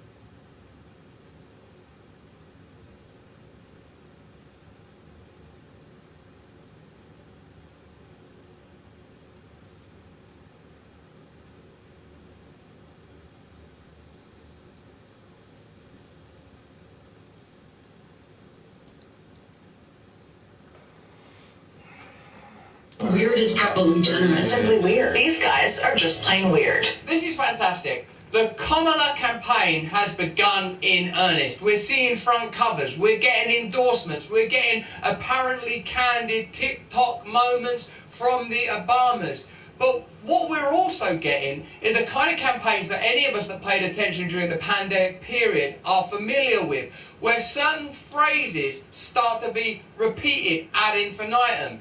As Elon pointed out, it's the same as when we were told that Biden was as sharp as a tack. You know, the propaganda, they're saying, is using too many repetitive lyrics and phrases. This is incredible. Clearly, the campaign now is going to focus on a few things, I reckon. One, saying that Trump is too old, because now that Biden's out of the mix, age is suddenly an issue. Now that we're acknowledging he was not as sharp as a tack, he's actually dangerously unwell, the poor old sausage. Now we're focusing shifting to Trump's age and weirdness. And I like that because it's one of those kind of accusations that's simultaneously insidious and difficult to nail down. If you say people are weird, tainted, disgusting, it's easy to start hating on them, and it's a kind of a, what do I want to say, slightly diffuse and non-specific claim. But clearly it's to a degree coordinated, because if it wasn't, how would this be happening across legacy media and throughout political discourse? Some of what he and his running mate are saying, well, it's just plain weird. These guys are just weird. That's who they are. As weird and creepy as J.D. Vance. A super weird idea from J.D. Vance. Yeah, it's not. I mean, it's quite weird. They're just plain weird. Just plain weird. Just plain weird. That stuff is weird. They come across weird, and then they start being weird. Yeah, they're weird. Being a really weird. He's such a weirdo. Donald Trump and his weirdo running mate are weird. Deeply and profoundly weird. They are weird. These Republicans just being weird. It's just weird. It's really weird. Republican weirdness goes even deeper. He said a lot of things that are weird, a weird style that he brings, weird policies. Let's start with the weird thing, because it is a thing. Just plain weird. What was weird was his talking about Diet Mountain Dew. Who drinks Diet Mountain Dew? You ever seen the guy laugh? That seems very weird to me, that an adult can go through 6.5 years of being in the public eye. If he has laughed, it's at someone, not with someone. That is weird behavior. Weird and cultish. These are weird people on the other side. He kind of doubled down on his weird ideas. I think weird is probably generous. Simply weird. These guys are just plain weird. Vance as weird? You know, as the campaign said, weird. It really is just plain weird. J.D. Vance, plain weird. I mean, I don't know how you can read it. Weird. It is kind of weird. We're not afraid of weird people. The other side, they're just weird. Why are you being so weird? Vance has done something more extreme, more weird. No matter what kind of weird stuff they keep saying. Trump and Vance are just weird, in addition to being dangerous and dishonest. That's the weird part that's the most engaging. Whom he addressed as my beautiful Christians, which was super weird. Weird tech bro, J.D. Vance. He's a weird guy. J.D. Vance, uneasy and sort of weird. Frankly, for lack of a better word, that he's weird. That is weird. And I wonder if you think it's weird that ceremonies like the Olympics are presented as somehow innocent while embracing weirdness. And do you think that this campaign is weird, the Kamala Harris campaign, where there's that kind of ironic attempt to embrace some of her former frailties and befuddled language, like the coconut thing, which I don't fully understand? I mean, do you think that they will start to deploy that be unburdened by what, do you think that's going to end up on a t-shirt? It's going to need to be a long t-shirt with a lot of fabric. And do you think it's weird that this kind of almost childlike image is like made it onto the front of this sort of, I don't know, I suppose you would have once called it a prestigious magazine, and that there is support from many pundits, like that everyone's got on board? Because I suppose, in a way, and it's one of the things I talked to our man Phidias about, is that politics, you know, bipartisan politics at least, is sort of reported on like a sport. The only thing that matters is that we beat them. But what are we beating them for? What is it that is what's the actual heart of this movement? Who do you represent? What are your values? What are your interests? How are you going to help ordinary America? How exactly are you going to bring Americans together? What I think is really weird, I don't know if it's weird or calculated and just an acknowledgement of how demographics works these days, is that there is some, frankly, weird use of specific racial demographics. Like, have a look at this. This is a like a collection of white women for Kamala.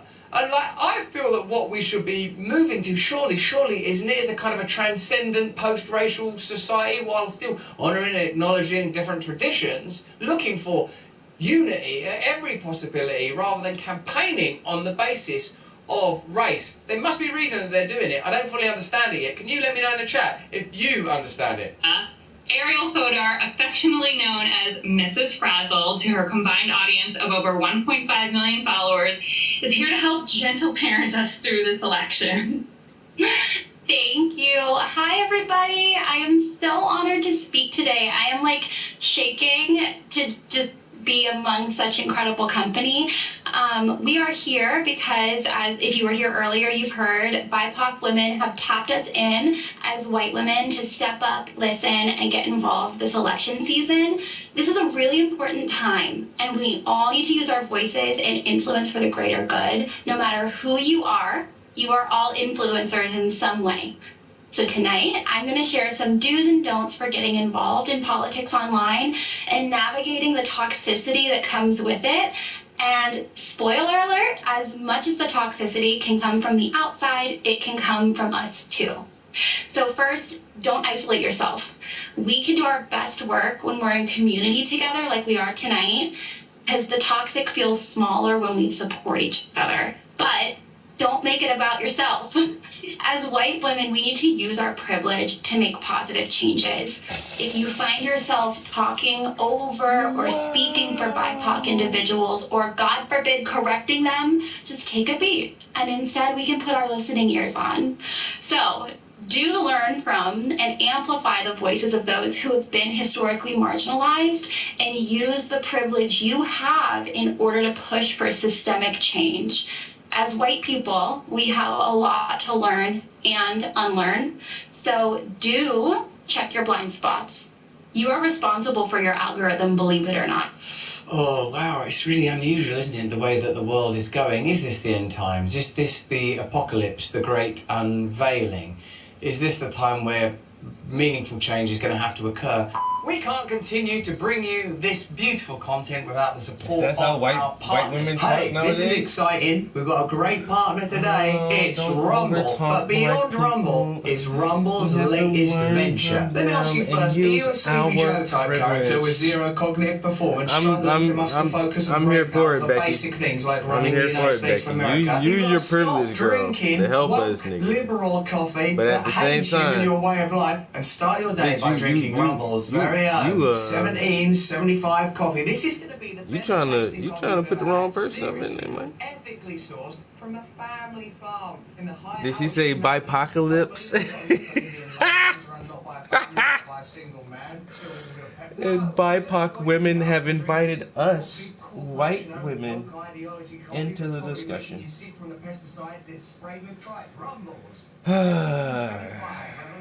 I think that's the damn problem too, man. Hey, some cookouts, everybody don't need to come to the cookout. I'm just saying. Everybody, y'all definitely welcome. Y'all definitely welcome to the cookout.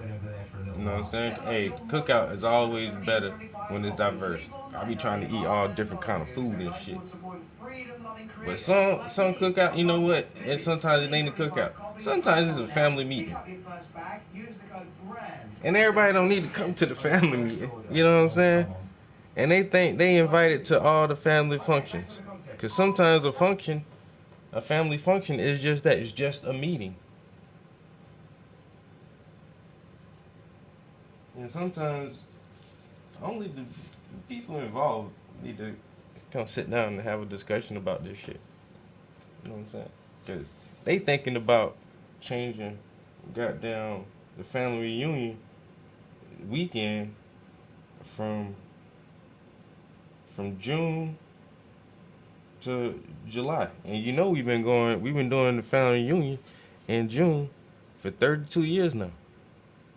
But everybody want to push it back a month. You know it's hotter in July and this and that, and so for those kind of decisions, only like the head people need to really be there to kind of discuss that shit.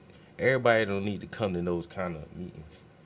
And this is the kind of meeting it is right now. But everybody want to still be a part of the goddamn meeting. We don't need it here right now. Show appreciate everything you're trying to do.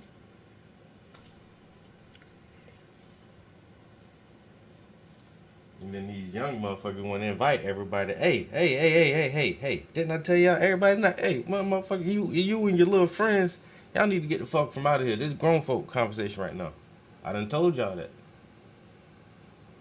Y'all can come back around here and play after we finish fucking talking. But y'all want to invite everybody to the grown folk conversation, and that ain't how it's supposed to be all the time.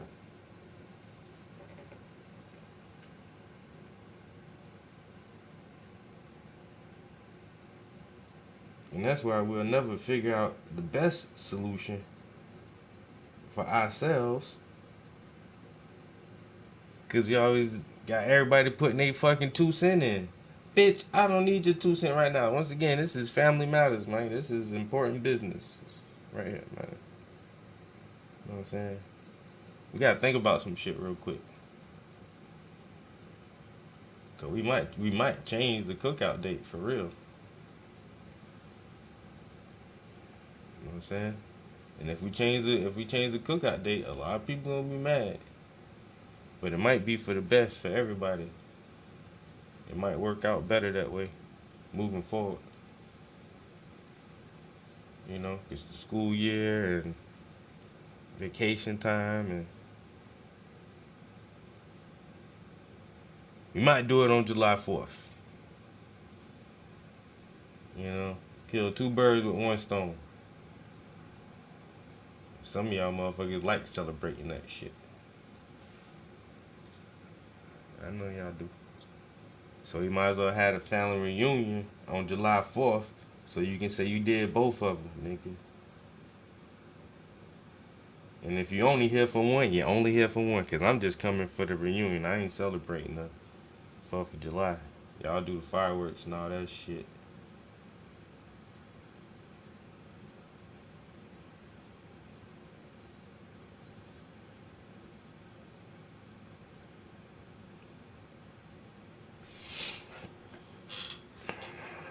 A lot of people don't want to see it that way, man. I just, hey, man, hey, it is what it is. And food is always better than what I make. Hey, that's why I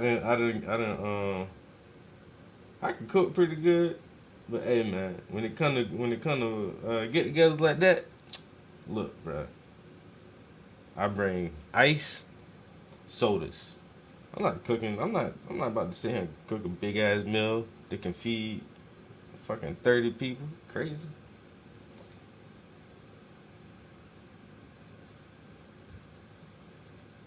Trying to feed 30 people. Motherfuckers, wow.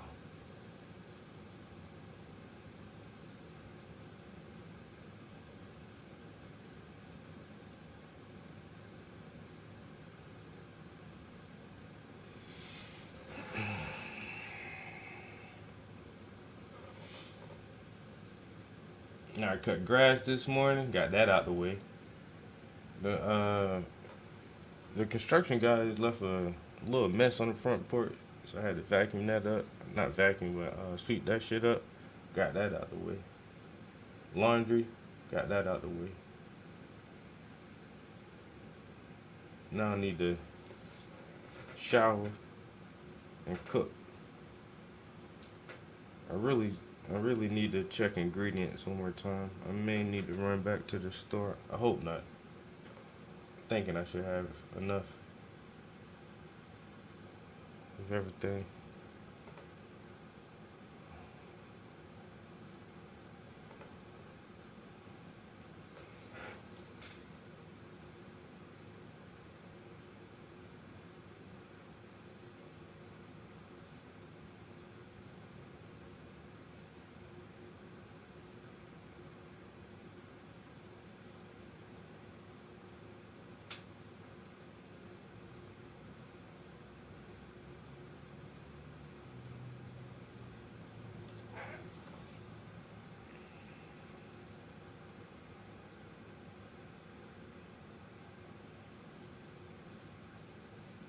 Yeah, why is this gray taking longer than I thought it would? But, I don't know. It is what it is. I want it to look nice, but damn.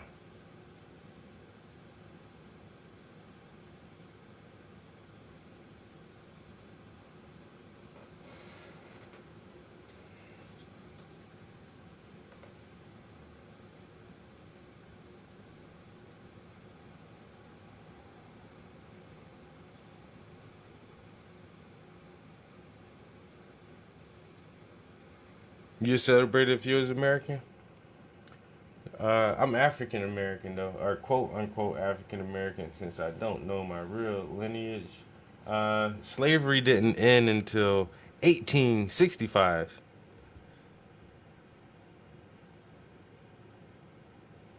So 1776,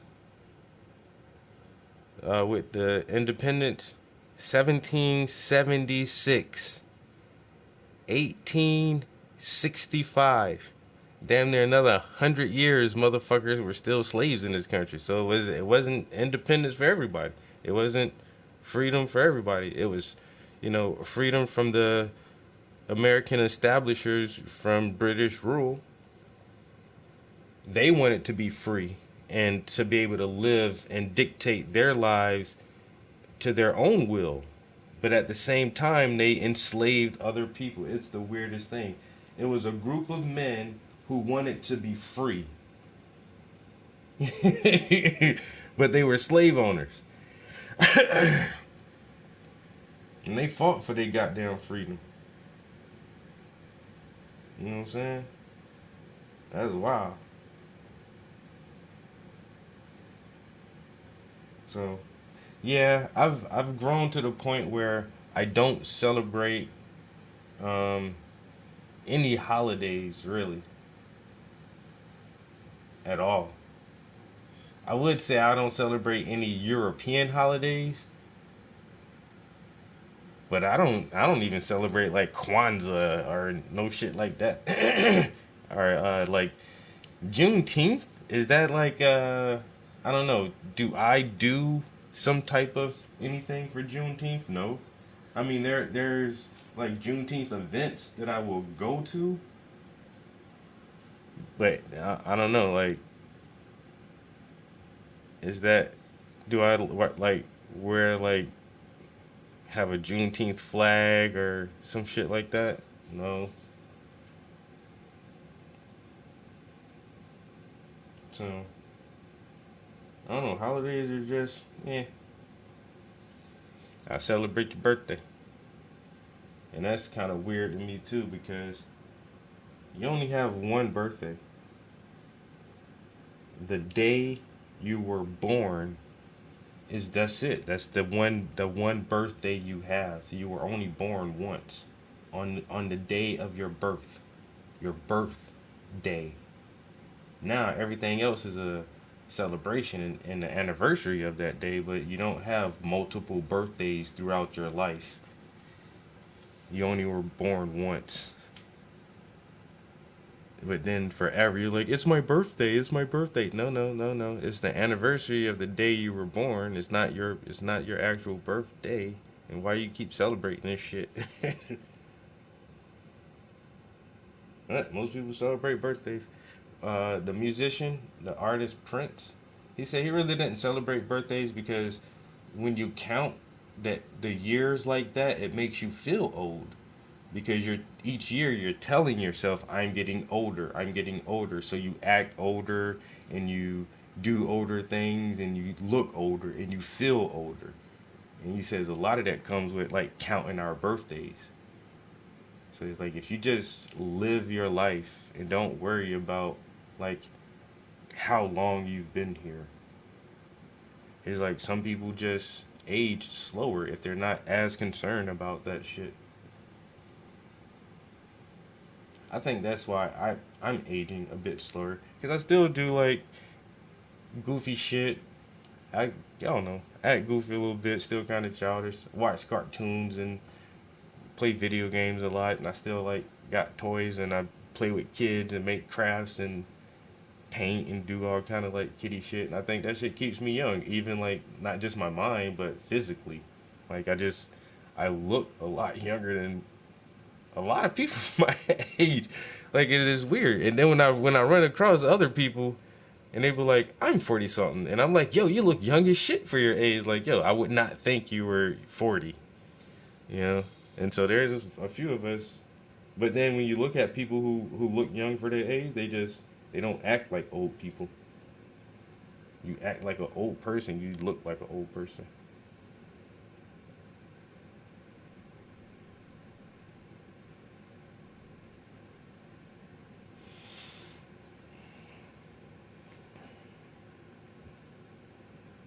Yeah, Christmas, all the holidays. If you understand like the origins of holidays, they're all fucking weird, you know.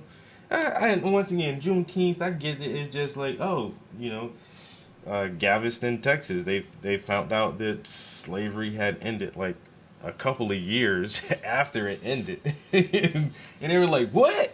And they was like, yeah, nigga, y'all been free for like 4 years. Really? Get the fuck out of here. Like, nah. Motherfuckers here in Texas ain't wanting to tell y'all. But yeah, it's a national order. Y'all can go free. And then it's like, you know what? We need to celebrate. We need to turn this into a holiday. And so motherfuckers been celebrating June the 19th. Ever since then. And so I get that's like a cool one, I guess. But still, I mean, I don't do shit for it. Like, once again, I dress up in some African colors and whatever. No, I'll go to like some Juneteenth event, and once again, I'm not very people, especially if it's not like something specifically for my art or something like that. Like, man, I can do that shit for like an hour maybe, and that's max. Go out there for like 35, 40 minutes. You know, be in the crowd, see what's popping, listen to some music, see if there's any vendors or any crafts that's going on that's cool. Get some food. That's really the main thing, because the Juneteenth, that's when all the fucking soul food come out. All the people who only got like food trucks and shit like that, or who do like small catering gigs, and they don't have like established restaurants, and they can, on events like that, they can come out and cook and show their food and shit, yo.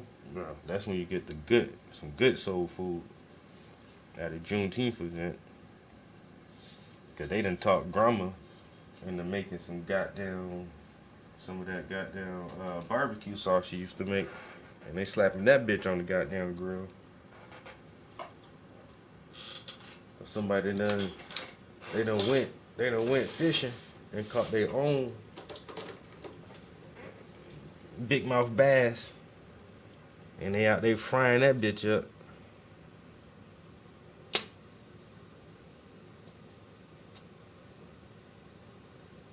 Well, you got the one little girl who be making all the different cupcakes with edible glitter and all that shit.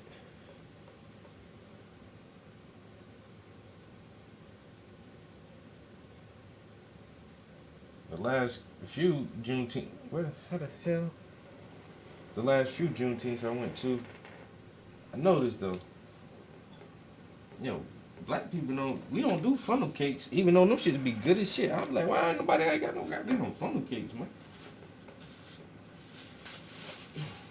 Nobody? Not one person? I'm gonna have to get me a stand. Go out there with funnel cakes.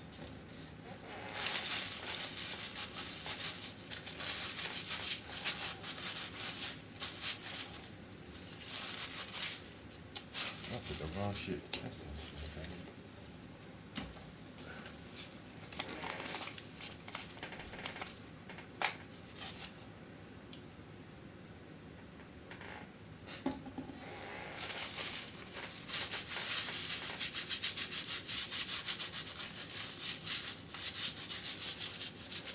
I got a little paint on me.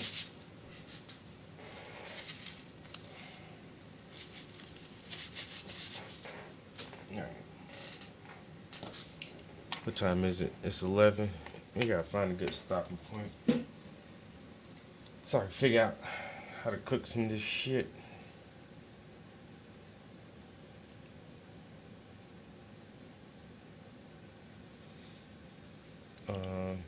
You know what? Once again, I think I done fucked up. I keep forgetting to actually pull the meats out. I took the meats out the freezer yesterday, but I just left them in the fridge all night. I should have had them bitches sitting out thawing this morning. Damn it, man. I'm just thinking about it just now. Lord.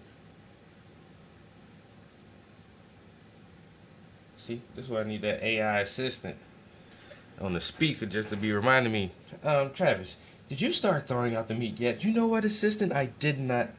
thought out to meet you. Thanks for reminding me. I'll do that now. Everybody gonna be like Tony Stark. Everybody got Iron Man AI.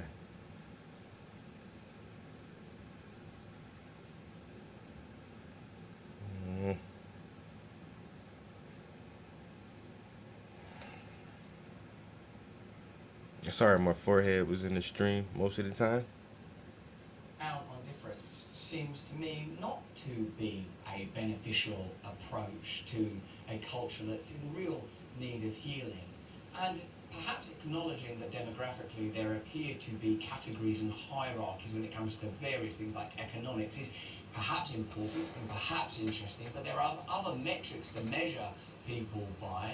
The people that are angrier, people that are more inclined to embarrassment. It's so odd and extraordinary for me to see people corral together in categories based purely on race, and I wonder how that's going to contribute to healing. And I swear, bro, and they keep just trying to, the first black this, the first black man. I'm so tired of hearing that shit. Weirdness of your opponents. I've worked out what that is, by the way. I've just worked that out live. What it is post the assassination attempt, they're having to dial down.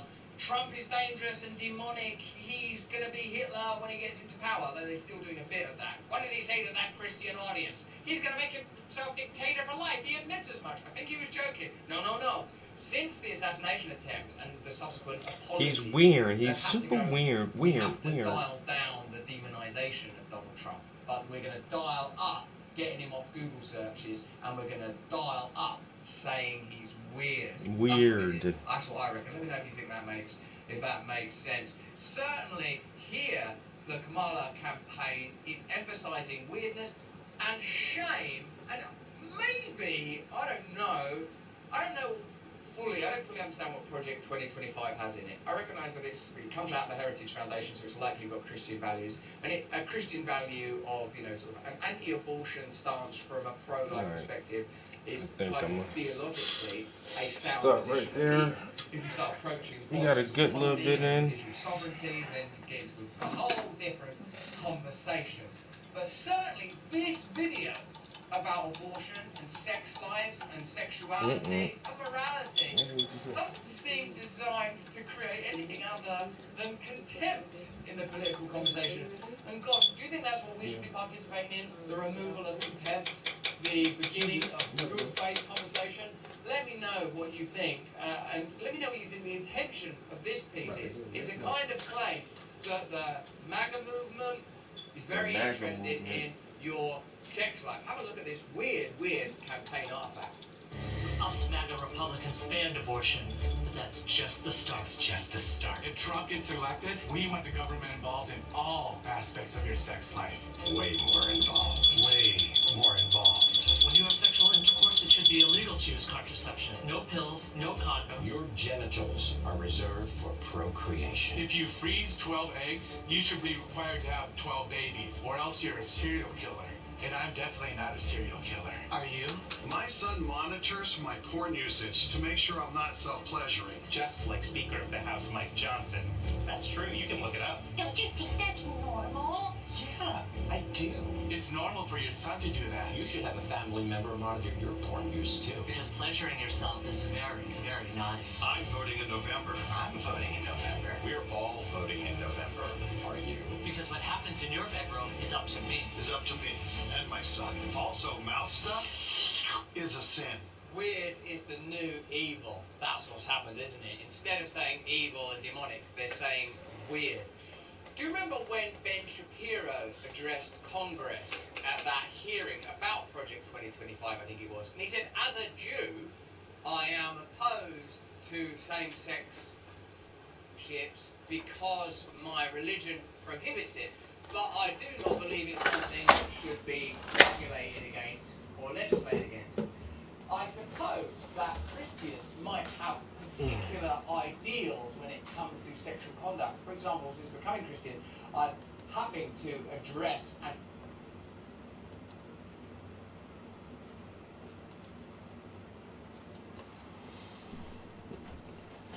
Alright, fellas. Oh, shit. My fucking back has been, like, not great for the past couple of days, actually. I've been stretching. Well, I've done a little stretching, not a major stretch routine like I should be doing. But I did get out and like, I cut the grass. I thought like walking around would probably help a little bit. But damn, every time I get up from sitting down, it's like terrible. Oh, shit. Hey, one of the joys in life. I seen this one meme that said, what's one of your favorite childhood memories? And somebody was like, not having back pain. That's one of my memories from being a kid, when my back didn't hurt all the time. Hey, what you gonna do, man? Suck that shit up, bro, and keep it moving, man. Take a Tylenol, motherfucker. Anyway, hey, I always appreciate the company in the studio. Chilling with me, checking out the progress on the paintings. We've been slow rolling this one, I ain't gonna lie. But throughout this upcoming week and next weekend, I'm definitely just gonna focus on their toes. I'm gonna try to hit it hard this week, because I'm really anxious to get through this one and get started on some other pieces. And it's already, what, August? And then I got a bunch of stuff coming up in September where I'm going to be to and from New York, so I know I'm going to miss like a lot of paint days next month. So I just want to try to get like at least 1 or 2 more paintings done before the year is over. The end of the year is coming up fast. And I've only done 1, 2, 3, 4, 5.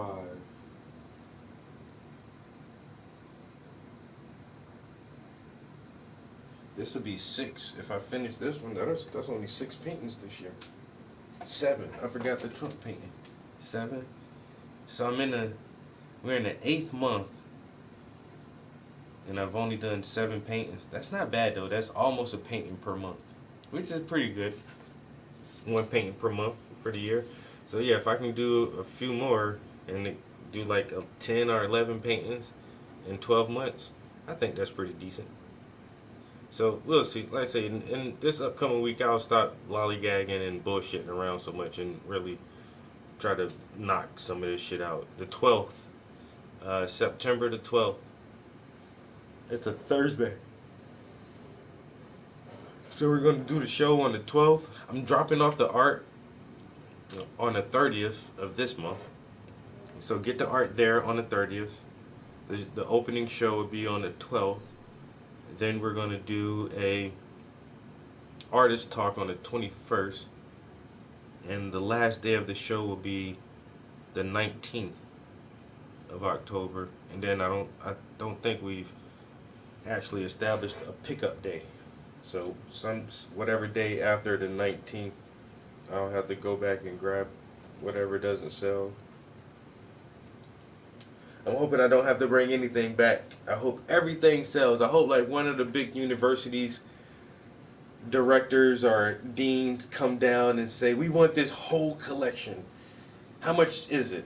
And I'm gonna be like, honestly, I priced it one time and like, well, I didn't price the whole thing together. The one time I priced like, let's say half of it, at least half of it is like $75,000. Because the show I did at the museum was only 12 pieces. Well, no, that's more than half, because there's only like 18 pieces, really. Well, no, because the 12 pieces, I had 12 pieces in the show, but 2 of them were not a part of the reader series. So I actually only showed 10 pieces. But those other 2 pieces were calculated into that price too. So still, like half the show is still like fucking $50,000-$60,000 worth of art. And they want the whole thing. They want all the paintings there. So I give them a deal. If you get the whole collection all at once,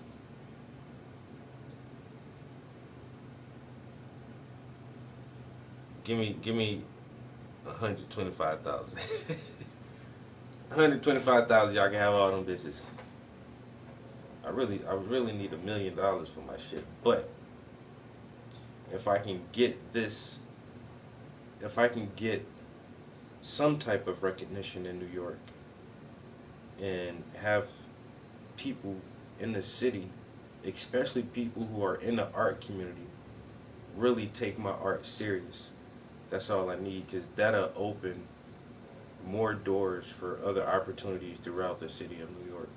And New Yorkers spend money like motherfucking that shit going out of style. So it's probably one of the bigger opportunities I've had in a while, and we'll see where it goes from here. So I hope you guys have a very good day, and I'll get with y'all next time. Peace. It's just the beginning. Hey, ain't no overnight success, bro. I've been doing this shit for 15 years. But when I knock on that right door and they let me in, motherfuckers gonna be like, he came out of nowhere. No, the fuck I didn't. I've been sitting right here patiently, waiting my turn. Till next time.